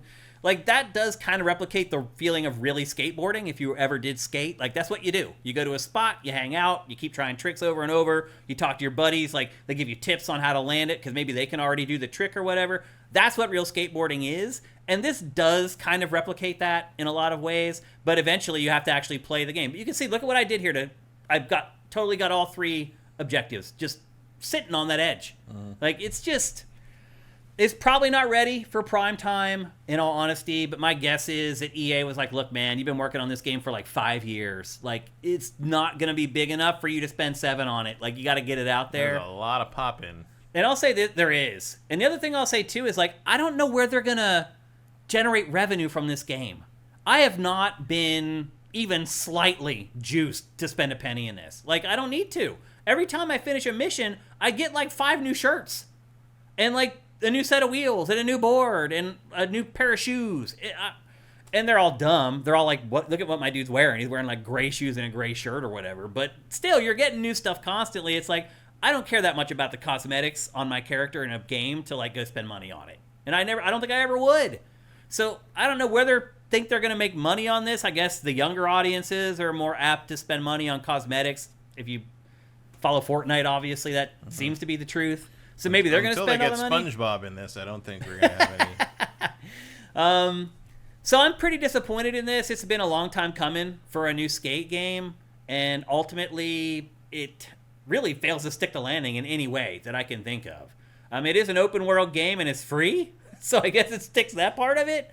But as far as being fun and like just being like this thing that you want to hang out in and like use your emotes and dance, do your little dance, I don't see that happening for this game. I just don't. So I'm curious about where the revenue is going to come from ultimately, and if the revenue doesn't show up, how long after that is it canceled, or they just make it like a game at that point? And I don't know. But the state that it's in now, I mean, it's free. So if you're into skating or you're into skateboarding games, download it and give it a go, and you can see if I'm crazy or not. But again, I skated for like 12 years, and I'm still a part of the culture and the scene, and this game did not wind my watch. So I'm pretty disappointed in it overall. Matt, have you played it at all? No. You think you're going to give it a go at all? Not a chance in hell. Yeah, I kind of figured this would be the grenade that I would jump on. I will enjoy the videos of the nonsense, and that's more entertainment than I would get from playing it. But see, you're seeing right here what I'm talking about. Like, keeping your speed up from like one obstacle to the next is so hard. You got a shoulder roll. You got to shoulder roll into it. I seriously, though, I don't know what you got to do. It's like once you land one trick, the first trick feels good, but then it's like you never have enough speed to do anything. Like, well, if the videos I've seen are any indication, you got to start rolling, and then you bring the board in, and then you like eagle fly across the whole map, and then you land on the board in midair. I mean, there is that too. There's skydiving in this game, and some of the missions are like, hey, climb to the top of this skyscraper, jump off of it, and land in this dumpster that's down on the ground. So, I mean, they lean in to the off-board stuff in this way more than I thought they would. There are missions where you actually have to go off-board and do things like that. Yeah, it's just, and it's not, like, that's not, like, crazy to me. It's just, what's crazy to me is that, like, the physics for that stuff, like, it's like it takes place on Mars. Like, it's so weird. No gravity. Yeah, it's very floaty. But again, I saw that in the trailers before I ever played it. I could see that it was just the physics were being faked and they weren't real, and ultimately it just boils into a skateboarding game that just isn't all that much fun to play. Definitely by yourself, it's not that much fun, and then even playing with others, they get frustrated too. So they're just like, this is cool and all, us standing here and like skating or whatever, but ultimately I suck at this and I don't want to do it anymore. I mean, that's pretty much what it seemed like. So that's Skate. I mean, here's the thing. This is, hopefully, a product that is going to be continually improved over time. Here you can see what happens when you level up at the shop. Congratulations, they just give you this whole boatload of stuff. Again, like, why would I spend money on this game? I mean, they just give you, every time you level up one level, you get like 6 things. It's like, what's the incentive to actually spend the money? I mean, I assume they will hold like licensed gear behind the paywall. Right. Like if they come out with like, Etnies comes out with a new skate shoe. Yeah, like if you want to look like Animal Chin, you're gonna need to give us $20. Yeah, if you want Tony Hawk's new board or whatever, well, it probably won't be Tony's because this is obviously a competitor. But yeah, if you want like Birdhouse stuff or you want. But that's the other thing. Like none of this stuff is really licensed. There's no real skaters in this. The character creation is very rudimentary. Like there's like 20 hairstyles and there's like 5 faces. So, and everybody starts out, they have the same t-shirt when they start, so you can see all the noobs wearing the same I Love Whatever t-shirts. Yeah, maybe it'll just be like stuff from people who didn't get into the new Tony Hawks. Yeah, maybe. Because I imagine those are exclusive deals. Yeah. I mean, nothing's licensed in this. Like, and that's a hard sell. Yet, you're right. And that may be what they have to do, ultimately, is start getting some real skaters in here. Like, if I know EA, they'll license stuff that has nothing to do with skating. Yeah, it'll be like. No, you're right. You remember? Was it Skate 2 that was the test bed for like their live streamed ads? It was... What was the thing that launched and it was nothing but Simpsons the movie? I remember. I know what you're talking about. I don't think it was Skate, though. Maybe it was, actually. It was Skate. Maybe it was, actually. It was one of the Skates. Yeah, I think you may be right. Because it sucked because it was all... But the Simpsons billboards and the posters were just white with the Simpsons logo on it. So it was just like plain white everywhere. In-game advertising. It was like the first time. But the idea was that they would change that out over time because it was all live, so people could pay to advertise in the game, and it would change like regularly. But it didn't last very long because it didn't work. The other thing I do like about this franchise is, and it is something that is very, if you're in the scene, it's legitimate and realistic, is like you can just tap up on the D-pad and it'll take you back to a spot. So you hold up to set the spot, and then to go back to it, you tap it. So if you're trying a trick on an obstacle and you just want to keep trying it over and over, you try it, you bail, just tap up, and you start over. Tony Hawk could learn from that too. And maybe Tony Hawk at a certain point did include that, but it's definitely more prevalent here. So there's some quality of life stuff in this that's definitely better. Being able to get off your board is better than Tony Hawk. That's just the freaking truth. So there's things that are better than the Tony Hawk franchise, but generally, video games, the difference between games and movies and TV is that you're interacting with them and you're playing them. And that's where I believe the new Skate falls short. So I'm guessing people have been playing this because it's free to play and you can just download it. Let's see what you guys are saying about it. J. Reed Vic 7 says it was Skate 3 that had dynamic ads. Tag, Miracle Whip, Red Bull, etc. Yeah, so you're right. Zed Saber says real skateboarding is when cops start chasing you. But again, that's the other thing. There's no cops in this world. There's no other skaters. It's like, pay a couple pros to be in the game and just stand at a spot and do tricks or something, or just do a crazy trick. And it's like, hey, see if you can land it. Just something to make the game feel like it's alive and it's not dead. You're just out in this huge world and there's nobody out there. And the other skaters that you see, they're like ghosts. You can skate right through them. It's like they're not there. It's like no one's interacting with each other unless you've kind of formed your own party or whatever. It's just not, it hasn't come together. But you're right, Zed Saber, cops chasing you. That is real skateboarding. Well, the one I'm thinking of is the first Skate, because that was 2007, and that was the year the Simpsons movie came out. Oh. And that was... So they did it in 2 Skate games. They tried it. I think they tried it through the whole series. And there was NBA 2K did the ads during the loading screens. Yeah. Remember that? They were very excited about that. I remember when they were like taking that around like for the PR tour, and they were like it was like a bullet point that there were real life advertisements in the game, and they were like, I don't think this is the appealing thing you believe it to be. And they're like, that's what reality looks like. I'm like, yeah, it's not a part of reality we like, really. Yeah, Vincent asks, isn't this on previous gen? Yes, it's on PC, PS4, and PS5, Xbox One, and Xbox Series. Just so you know, people who watch our show all the time, that upper third there at the top, if we ever just have PlayStation and Xbox there, that means that the game is coming out for both of them. That means it's both PlayStation 4 and PS5 and Xbox Series and Xbox One. It keeps me from having to create an upper third that goes the whole way across the screen, listing all of the platforms. So yes, this is available for pretty much everything but Switch. There's no Switch version and no Switch 2 version either. Vincent asks, can you get off the board during the goal? Yeah, absolutely you can. You can get off the board anytime you want to. You can just jump, you hit triangle to get on, triangle to get off. And you can just get on and off whenever you want. And it doesn't matter whether you're in a mission or not. But usually what you do in a mission is you try the run. If you don't do it, you just tap up on the D-pad and you just warp back to where you were to try it again. So it's not like you're like bailing and then skating back to the beginning and trying it again like you do in Tony Hawk. In this, just tap up on the D-pad and you just warp back to where you were and you can just try it again. But yeah, you can get off the board whenever you want. There's no rules on whether you can or you can't.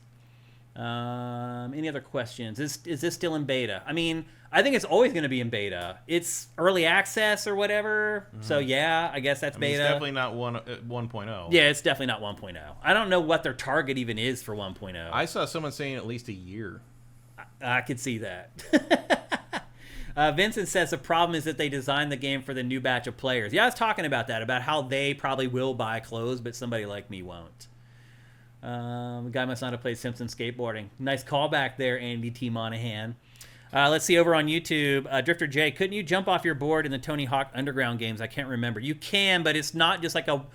So in this, it's the triangle button. It's just there all the time. It's something they want to encourage you to do. In Tony Hawk games, eventually, yes, you could get off your board, but it was kind of like a convoluted like controller input to do it. Yeah, it was almost like almost like a weird auto run thing. I remember, like you didn't have a lot of. It still felt weird. It didn't solve the control issue. It really didn't. Of angling the skater to where you wanted him to be. Joseph Schmo on YouTube asks, "Is it better or worse than the Tony Hawk remaster?" It is worse than both of them. Worse. I mean, the Tony Hawk remasters are finished games. Yeah, at least. It's worse than 1 and 2, and it's worse than 3 and 4. Although 3 and 4 and Skate are a little closer. It's just, to your Matt's point, it's just not a finished game. Like, it just doesn't feel alive. And I thought that was the whole idea, was like you're going to this skater paradise with all these other skaters, and you get there, and it's just empty. There's nobody there. I mean, I know you're not supposed to, like, super judge stuff that's in early access for what, but it's like, it's really hard to see the finish line, what it would be and how it would be different from what they were showing us now. And like that's on EA for making this public. You know, like, what do you want people to do? Yeah. If this is what you give them, maybe it'll be better in a year. But like right now, it's hard to see this shaping up into something that would be satisfying to any audience, really. Yeah. I mean, I guess there's some people who like it just because it's silly. But it doesn't look like there's a ton of people playing, I'll say that. Vincent also reminds us that Thug's problem was that it forced you to do a lot of platforming with the off-board controls. Yeah. And Joaquin Dragoon asks, are you a blood smear after all the rolling? It does nothing to you at all. Again, I think they put it into the game on purpose. Like, I think it's a way to traverse the world that's faster than skating. There are also, I should add... It screams the devs were tired of doing... It's like, I'm just going to do this so it's easy to get places, and they left it in because it's fun. Because eventually they realized that it's the fastest way to get around. So I think that it's like, you're right, it was probably something they put in just for dev, and they're like, let's just leave this in here. And now it's like you can never take it out. Right. Because people are going, like, how come it's gone? It's now it takes me forever to get around. Yeah. I should also add that... it's the only thing anyone's talking about is the weird physics and the weird stuff in the game. The other thing, too, after you level up, you earn, like, fast travel points. You earn, like, credits for fast travel points. So you can go out into the open world, and you'll find a spot, and you can, like, choose to spend your fast travel point to unlock that fast travel point. So you don't have to skate or roll everywhere. You can actually fast travel once you unlock those spots. Just something I should mention. From some of the stuff I've seen, you could probably roll there faster than you could wait for the load to fast travel. Yeah, probably so. I've seen people, like, traverse the map in, like, 20 seconds. Again, you can skydive. You get on a big building and just skydive all the way across the map. Like, the physics are just all screwed up. So anyway, there you go. That's Skate. It is free to play. You can download it on pretty much every platform but Switch if you want to give it a go yourself. Somebody who skated for a long time and really loves the scene, the culture, etc., I'm really disappointed in it. But never before has the do not attempt in real life warning been more accurate. That's a good point. All right, we're going to move on to our last game. We're going to speak very briefly about this game, but Matt did get a chance to get into the beta for Marvel Tokon Fighting Souls. It's the upcoming Marvel versus Capcom that's not Marvel versus Capcom. It's the first 2D Marvel fighter in a very long time. Yeah, and it's coming to PC and PS5 in early 2026, so not long to wait. Word is that this has spooked the fighting game industry so hard that a bunch of 2D fighters have delayed their announcements. Because they think this is going to be so big? They think this is going to sell like 6 to 7 million. What do you think? I think that's probably about right. Really? Here's the thing. And I don't know what kind of legs this is going to have in the FGC, the fighting game community, because it's so auto combo oriented. 3v3 tag, I mean 4v4. 4v4, right. That's insane. So a lot of people were kind of like, well, how are you going to learn 4 characters?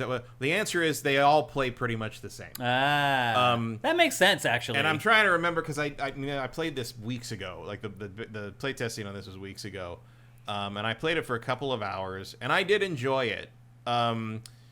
It's a lot simpler than I thought it would be. Okay. That might be a good thing. It might be. Well, that's what I mean is like, I think casuals will be able to do stuff in this that they feel is cool. And they're not. You're going to be able to like kind of button mash your way through matches against your friends. Right. And it's going to be cool, and everyone's going to. All the characters are going to look like they're doing their stuff. Cool stuff. Like the characters. All their moves. You know, Dr. Doom's going to do Dr. Doom stuff. Ghost Rider's going to do. There will clearly be a pro scene where like you can, there's a lot more thought put into it, and there was more of that in the beta than like I didn't really feel like I was running into button mashers. It felt like we were all trying to learn the game. And play properly, but every once in a while something would happen and you'd be like, what the fuck was that? And then you'd get beaten by I get beaten by some really like weird like combo or weird like little unblockable trap or something, and then I'd see the player trying to replicate that for the rest of the next round. I'm like, oh, you didn't really you got lucky. you didn't realize that was a thing, and now you're trying to do it again because like, oh shit, I figured out an unblockable, and I figured out a good mix up, and I'm trying to replicate it. So it was all kind of a learning experience. Yeah. But let me try and remember what this is. Like, it's very auto combo-y. So basically, if you tap the square button 4 times, you will get a complete 4-hit combo with a finisher on it. Okay. You can also that is very noob friendly. You can also mix in special moves, and special moves can be done with a tap of a single button and a direction, like basically the direction, and I think it's one of the L buttons. It's the same. It's like this up does this and down does this, or you can actually do fireball move. You can do it like a normal fighting game input if you want, which I ended up doing that instead of pressing the direction and a button because I'm just more used to doing that. If you're not used to that, then I imagine you would default to the button move. Yeah. It's just it's a little bit like modern controls in Street Fighter 6. It's not too far off that in some ways, but there's a lot more happening here. And then there's you start with 2 characters. You pick your 4 and you pick their order, and you start with the first 2 and you have to unlock the other 2. And the way you unlock the other 2 is there's a couple ways to get another character. One is to win one is to lose a round. You get a character unlocked if you lose a round. The other main one is to knock your opponent into a next area. Okay. Like you'll see that periodically here they'll knock somebody off the side of the screen and they'll get like tumbled through, kind of like the old Dead or Alive stages. That will give you a new character. So once everybody's got all 4 characters, then you've got crazy shit going on. Because when you do special moves or EX moves or super moves, you can bring in, as you see here, it's a 1-button tap, and you can bring in the other characters to finish that combo, and then sometimes combo into a super. Oh wow! And that's all done with tapping. Like the timing is very forgiving. It's all the same button, and it's just determined which character comes in is determined by the direction, or sometimes which button depending on what you're using. And so you can really pull off like stuff that like in Marvel vs. Capcom 2 would take like a month of practice for most people. Is that good or bad, Matt? I don't think it's great for its pro gaming tournament life. I think it's good for the people they're trying to probably sell this game to, which are Marvel fans who don't really know a ton about fighting games and think this looks cool. But now, do you think as a good player that you can beat them in this game regularly? Probably. Okay. Because that's the important part, I would right? need to practice a bit, but not every time, I would think. So you can get by with button mashing in this a little bit. I would need to know the ins and outs of this game better. Like I would be better at it because I have been you saw a screen knock, so they would have gotten another character for that. Yeah. Like I would be better at this than a fighting game casual because I understand how 2D fighters work on a very instinctual level in terms of punishment and plus for just the I know all that stuff instinctively at this point. I've been playing for 30-some years. Yeah. But beyond that, like if someone catches me and they've been through the tutorial, which is pretty well done, it's the first thing they show you, and it teaches you how to do all these. Like you can get off a 11, 12, 15 hit combo, and with a good finisher and possibly into a super if you're aware enough of it and have the meter for it, and you're gonna do some real damage. Like. And even against the people in this beta, like I'd been down to a sliver of life, and I've come back and taken off 2/3 of their life. And, nice. And they've done it to me too. Okay. Like it is very swingy. And I like that. That's probably a good thing because that's just how Marvel is. You know, you want that sort of back and forth and come up from behind and it's excited. It's very exciting. You know, it's what Marvel is. It is, you know? yeah. And so without being Marvel versus game from Capcom, it does definitely have kind of the Blaze Blue pedigree. You know, it has that sort of Blaze Blue Guilty Gear anime fighter pedigree in it. It still feels like Marvel. You still recognize everybody and what they're doing. Star-Lord they play a little differently. Like Storm has Hey, hello. Luna. What's up, Luna? Storm, she finally showed up. She hasn't shown up for a while. Storm's abilities have that she's laying down basically traps and you can fly and Star-Lord is uses his guns. He's much more of a zoner. And then which position on the 4 in the corner, which position they're in determines what their assist move is going to be. So one of them does a low attack, one of them does a projectile attack, and one of them does an air attack. And so you have to know you have to decide when you set the team up whose aerial attack do you like best. Right. The answer is Dr. Doom. And whose distance attack do you like best? the answer is Star-Lord. But you put them in those slots, so when you use that, you can bring them in, and then like when you tag out, your other character kind of takes the back seat of that slot, and you can at any time tag out by, I believe, holding the X button, or it's one of the buttons during a combo you can hold, or during, even when they're out as a tag, you hold that button and the tag happens. And the way the tag happens is the Tokon soul, which is a little glowy, starry, like Tinkerbell looking thing, flows out of your character that you're controlling and jumps into theirs, and now you're them. Oh, really? And I didn't notice that in all the B-roll. It's almost instantaneous. Huh. Now, I find most people tend to pick a point character and stick with that point character and use their team as support. Mm-hmm. But every once in a while, I would swap it out. And man, a couple of times, my ringer was Iron Man. Like, I would I would swap to Iron Man, and a couple times in matches where I was losing, my opponent suddenly wouldn't know what the hell to do with Iron Man. Like, I mean, 4v4 tag, that's just gonna happen, man. It's like, how do you handle all these characters? And they do feel different. Like, the special moves make a difference. You can also hit the circle button will launch them, and you will automatically follow them in the air, and you can just do a combo up there by tapping the auto combo together.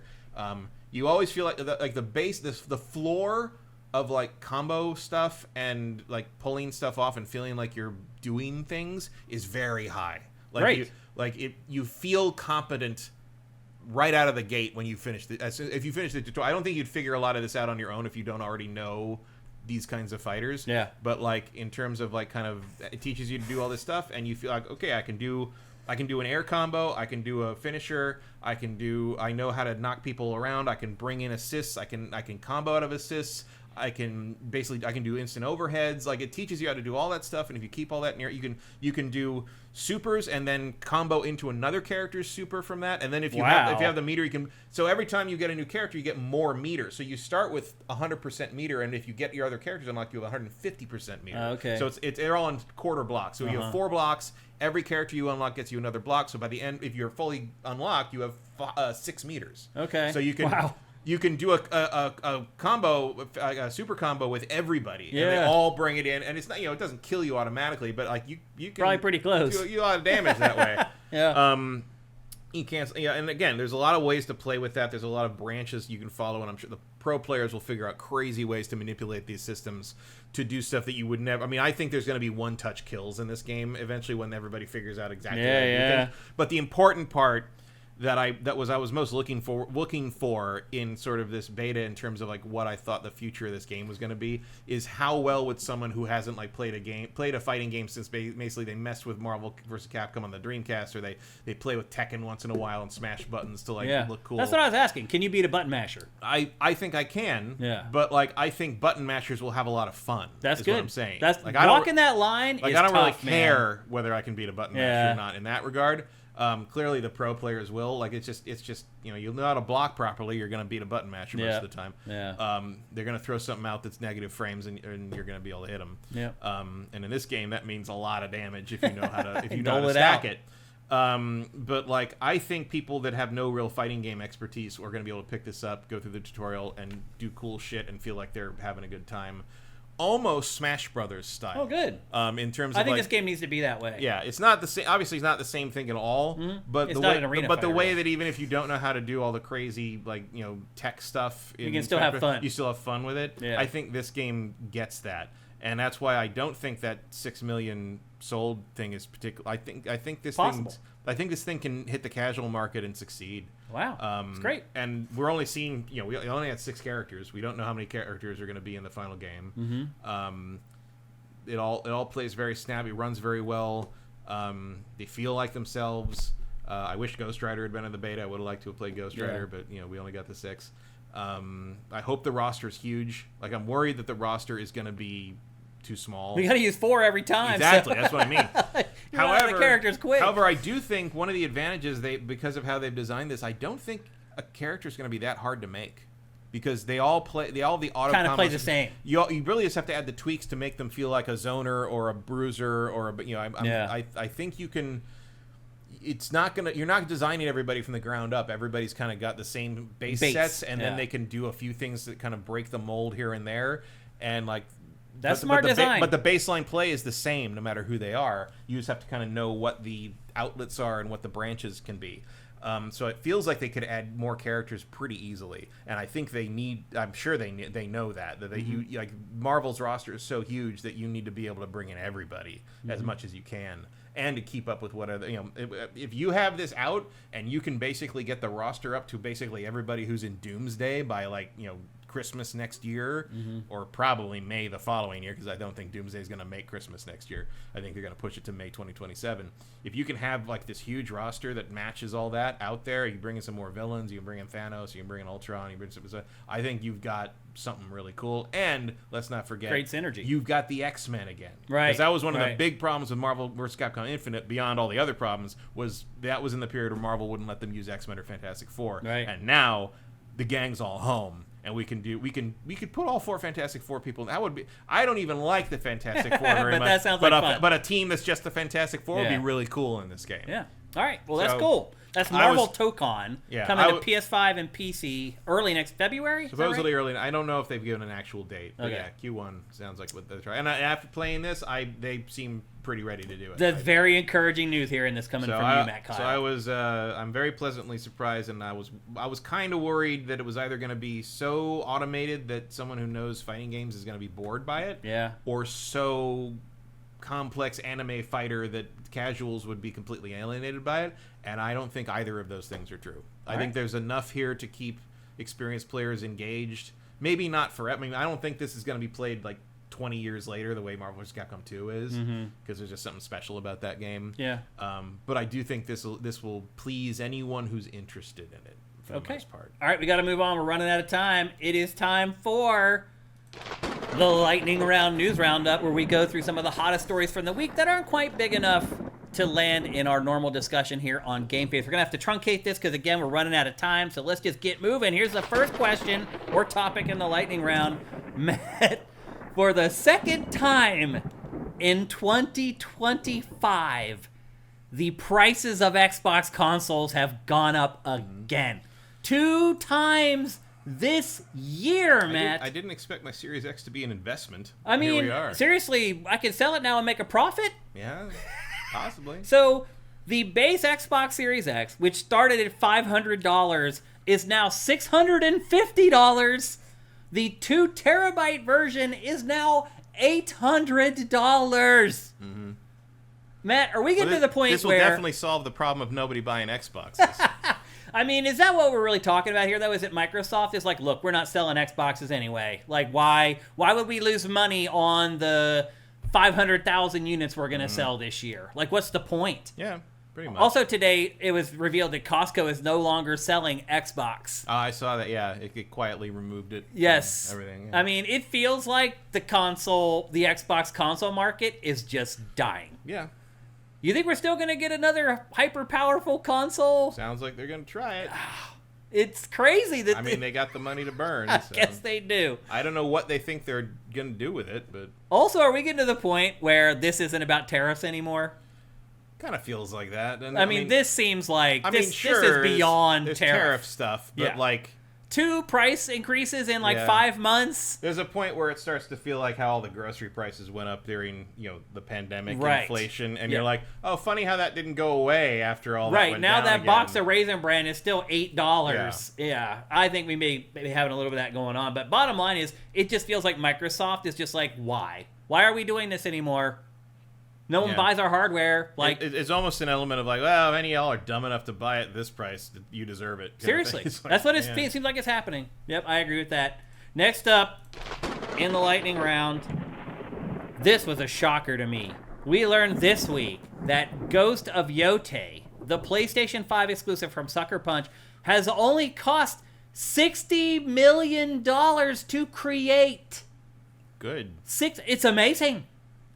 But if they Sucker Punch shows the way. Seriously, if they could make this game for $60 million, what is going on with these $250, $300 million budgets for like Insomniac and Naughty Dog's games? I don't know. I mean, I'm inclined to think that they're reusing a bunch of assets and things they've learned in the first game. Agreed. But also, like, how is that not true of Spider-Man? Right. Or Last of Us? Right. Like, yes. Maybe you need to stop making everything like a from the ground up boutique and start treating it like an assembly line, because this. What does this do? Does this feels like they've learned from the Yakuza team, right?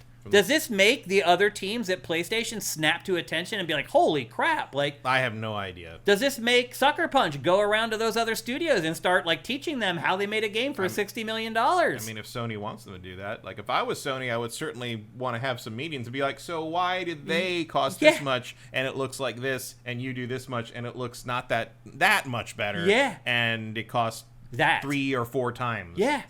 This is, I think, a wake-up call for PlayStation Studios on the whole. Like, in general, is someone going to look at this and think it looks way worse or less interesting than Spider-Man 2? No. I don't think so. No, I don't know. Definitely not. Yeah. I think this is a revelation for PlayStation's internal development. Like, Sucker Punch needs to go to Naughty Dog. Needs to go to Insomniac. Needs to go to Sony Bend. If they're smart, Sucker Punch is the blueprint now. Yeah. I mean, why wouldn't they do that? I mean, I don't know. I think that's going to happen. If you can get this out of that, that's fine. Yeah. Like you can have like a $200 million Last of Us 3 as a treat, right? Whatever you have your one crazy prestige game, thing. Yeah, absolutely. But like if you can do this on the regular for that kind of that's what you should be doing. Yep, totally. Meanwhile, over in the corner, Nintendo's like, duh. Yeah, we've been doing this. We've been doing that since forever. the GameCube. We never stopped. Yep. All right, next up in the lightning round. This morning, actually late last night, IGN sponsored just had a stream for Kojima where he went just pretty do much whatever you want. I mean, it's a symbiotic thing, right? Kojima needed somebody to do it. IGN is like, we can serve some ads off of this. So it was the perfect combination. And last night there was a big event where Kojima showed off pretty much everything that he's working on. And for our purposes, the one thing that he showed that everybody is going to care about is the first look at OD. And as it turns out, OD is PT. Pretty much. I mean, that's really what this is. Yeah. I mean, obviously PT was going to be Silent Hills. Right.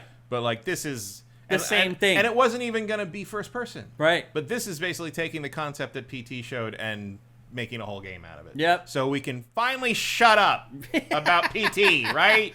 We're done. You can finally delete it off your hard drive. You can play this thing and leave everyone else alone and stop paying $500, $800 extra for these PS4s that have PT on them. Yep. This is an Xbox exclusive, although it probably won't stay that way. No, I mean, also PC. Mm-hmm. So. But yeah, it's a console exclusive for Xbox. And it basically... Give it a year, it'll be on PlayStation. Exactly. And I'm sure that may be part of the deal, where he's like, look, I'll do this, but like maybe even like 6 months later. I'd be surprised if he gave him a year. Emperor Dread, I agree. PT wasn't even that good. It wasn't. I've never understood the furor over that. I think it's just because it was taken away. Probably. Yeah. It's just that I want it, I can't have it, now I really want it. That's the only thing I can, because it was, I thought it was kind of boring. Yeah, I thought it was very boring. And they're like, stand here and look at the picture 15 times. I'm not looking at the picture 15 times. Look, she's up on the balcony. She's standing. I'm like, okay. And, like, what?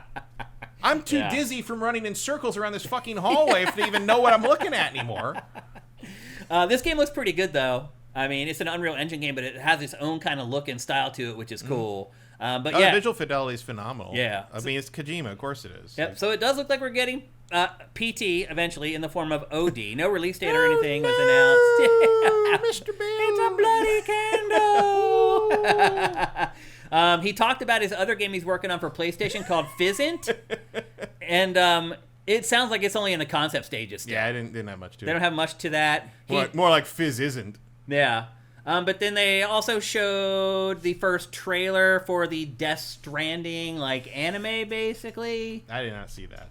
And I forgot to load it in the TriCast. I brought it, and I did not load it in. But they showed the first trailer for that. And then he talked about how he's working on a walking game with Niantic, the developer of Pokemon Go. So Hideo is doing something with the Pokemon Go team. I'm sure it'll end up being, like, gigantic at first, at least. Mm-hmm. We'll see. But anyway, that's everything that Hideo Kojima has got going on right now. OD for Xbox, looking pretty cool. Fizzant, still too early to really even say anything about. And then the Death Stranding anime for Netflix, I believe. Is that right? I think so. Actually, maybe they haven't announced yet where that's going. I don't know. Yeah, I'm not 100% sure. But anyway, that's the latest update. I have a very hard time believing I'll be able to sit through that. We'll probably so. And then our last topic for today's lightning round is that we got some more information, more leaks, I guess I should say, about the Assassin's Creed 4 Black Flag remake. They're saying... Which I talked about last week. Yeah, this happened right before we went on. Yeah. Well, this came from Joe Video, new information this week. That's where it was. That's what I got it from. That that they're cutting all the modern day stuff out of the game. Mm-hmm. They are adding RPG elements to the game, and they're adding an extra 4 hours of content to the game. Mm-hmm. So I think ding, ding, ding, ding, winner. I think everything right there is like what they should be doing. It's a little bit of a shame that they're bailing on like the modern day stuff, but sort of. But I mean, because I don't. What else are you gonna do? Stuff, but the modern day stuff in this was dumb. Mm-hmm. It was like you work at Ubisoft in a terrible first person adventure section. Like it was not interesting. So yeah, it's supposed to come early next year. It's coming to all the platforms you would guess. Again, it's getting rid of the modern day stuff, adding RPG elements, an extra 4 hours of content coming for Assassin's Creed 4. A bunch of side quests that didn't make the cut in the original game. Is that what it's going to be? Mostly, yeah. Yeah. Which is good. Yeah, I mean, it's better than not new content, but I was hoping maybe they might try something actually new. Well, it is new. We haven't seen it. Yeah, but they built it how many years ago now? Black Flag was like 13 years ago. It was a maybe longer. That was a launch title for the Xbox One. So like 2012. Yeah, but 2013-ish. Yeah, 12 or 13 years. Because that was around that time, yeah. Yeah, crazy how fast the time goes. Unity was. So it was before that. Yeah. It was like 2011. Something like that. Yeah, I guess you're right. Somebody in chat help us out. Well, 7 was 1, 8 was 2, 9 was Brotherhood. A couple of screenshots leaked. I missed that Mellow Pintor. 10 was Revelations. 11 was... So it would have been 2012. Would have been Black Flag. I had it right. The Legacy says you forgot about the Kojima credit card. On right. YouTube. You're right. I did forget to mention it for a reason. All right. Well, that's going to do it for this week's Lightning Round. We had to cut it a little bit short because we're running out of time. But that means, of course, that there's just one thing left to do.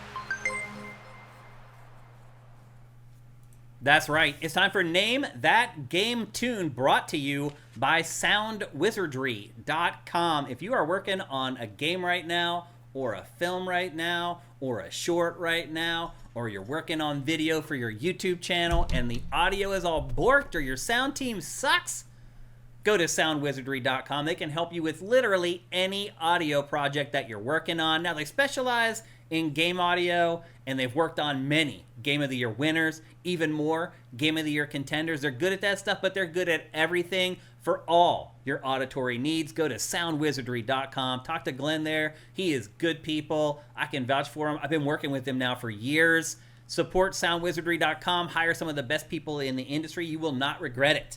And thanks to the awesome people at soundwizardry.com, we play this fun game called Name That Game Tune, where I play 5 samples from a video game, and you try to name the game before Matt Keil here. A couple things before we get going. You can only win once per calendar year. If you won this year, do not play. The chat goes into slow mode. You can only enter a chat once every 60 seconds. Don't spam the chat. It won't work. And then finally, if you don't play PC games, please don't play, because if you win a PC game, and obviously we want that to go to a good home. We are ready to go here. Are you ready to go, Matt? Mm-hmm. Let me get your headphones turned up. And let me bring up the interface. And again, sorry, YouTube crew, that we can't play with you guys over on YouTube. Thanks to everybody who showed up on YouTube today. You guys were awesome. Thank you for the super chats and the donations. We appreciate you guys. But if you want to play Name That Game Tune, you're going to have to jump over to Twitch right now. We can't do both because of the way the delays and all that stuff works. So anyway, Zet Saber's already guessing Body Harvest. Nope, you're wrong. It's not Body Harvest. All right, are you ready to play Name That Game Tune, Matt? Mm-hmm. Are you guys ready to play Name That Game Tune? Here we go. The first sample in 3, 2, 1. Only going to play that one once. See if we got any guesses. Bloodborne. Not Bloodborne. Sekiro. It is. You won. Dang, Matt. You're just too good. That is Sekiro. Congratulations, Matt. Dang. He got you. He's just too good, people. Here, I'll play the rest of them, just so you guys can hear them. See which ones maybe might have jogged your memory personally. Here is the second one. It's a long one. Here's the third one.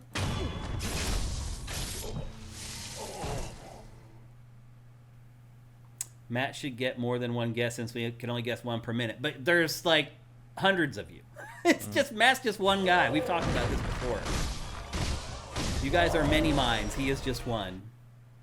Petition did not have any Souls games. Matt is the Souls game whisperer. I'm really not. But to be fair, Sekiro is probably the one I played the most. Yeah. Well, not the most. I put more time into Elden Ring because Elden Ring is longer. Right. You had to. But Sekiro is still my favorite. And I knew that when I was putting this together, but I really tried to use obscure sound effects, but yeah, but not good enough. That clang is either Bloodborne or Sekiro. I just figured, every game has a clang now because every game has countering and everything. That is a certain clang. You definitely knew it. There's no doubt about it. I think Souls from fans will know this. Like, the sound effects in that clip were either Bloodborne or Sekiro. There is some kind of quality of the sound effects they were doing for those games that isn't the same as the Dark Souls games before them and isn't the same as what they did in Elden Ring. I don't know another way to say it, but okay. I would know. You play me almost any sound from those two games, and I might not know which of the two they're from, but I know they weren't from any other From game. And you can just keep guessing until you get the right one. Also, there's a weird rhythm to the first one you played in terms of the parry versus the hit versus the thump. That is very endemic to Sekiro. And you hear the blood spray at the end. Sekiro and Bloodborne. Like they both have that sort of rhythm to how the counters work. It's not easy to do this, people, to make sure that he can't get stuff, but it's fun and like it builds. There's a lot that goes into this. I mean, you could just pick multiplayer shooters forever and I'd never get they'd win every time. You're actually you did try that once and I got it with Fortnite, but that was because you were too... I gave it up. You hinted at it too much. I was like, okay, now it's a logic puzzle. It has nothing to do with the game. Yep, that was my fault. All right, well, that's going to do it for GameFace episode 451 right here on Sifted Games at sifted.net. Don't forget to stop by the website this week because we got TGS going on. We got a State of Play going on. We got a great community there full of adult players. If you're tired of being on YouTube and dealing with a bunch of jackals in the wilds of the internet, come on over to sifted.net, man. We have an awesome community full of adult gamers who only argue every once in a while. So anyway, thanks to everybody on YouTube who was live on the show today. Obviously, thanks to everybody on Twitch. We're here every Tuesday at 1 p.m. Pacific, 4 p.m. Eastern. Join us if you can. It's always great to see new people chatting for the first time. We love that stuff. It's good to see our new YouTube crew showing up every week. It's awesome. We are supported 100% pretty much at patreon.com/sifted. Head on over there. Give us a pledge for $5 or more per month. You get all our content early. You get awesome podcast feeds of all our content. I can't really sit and tell you about all the features that you get if you're a patron, but there's a lot more than most other gaming Patreons. And if you don't have any money, and I know the economy's rough right now, and inflation's killing everybody, and things are tough, but if you don't have any money, but you are an Amazon Prime subscriber, just help us out with Twitch Prime. You hear us talking about it on the show all the time. People are doing it during the live stream. A ton of people do it when we're not live as well.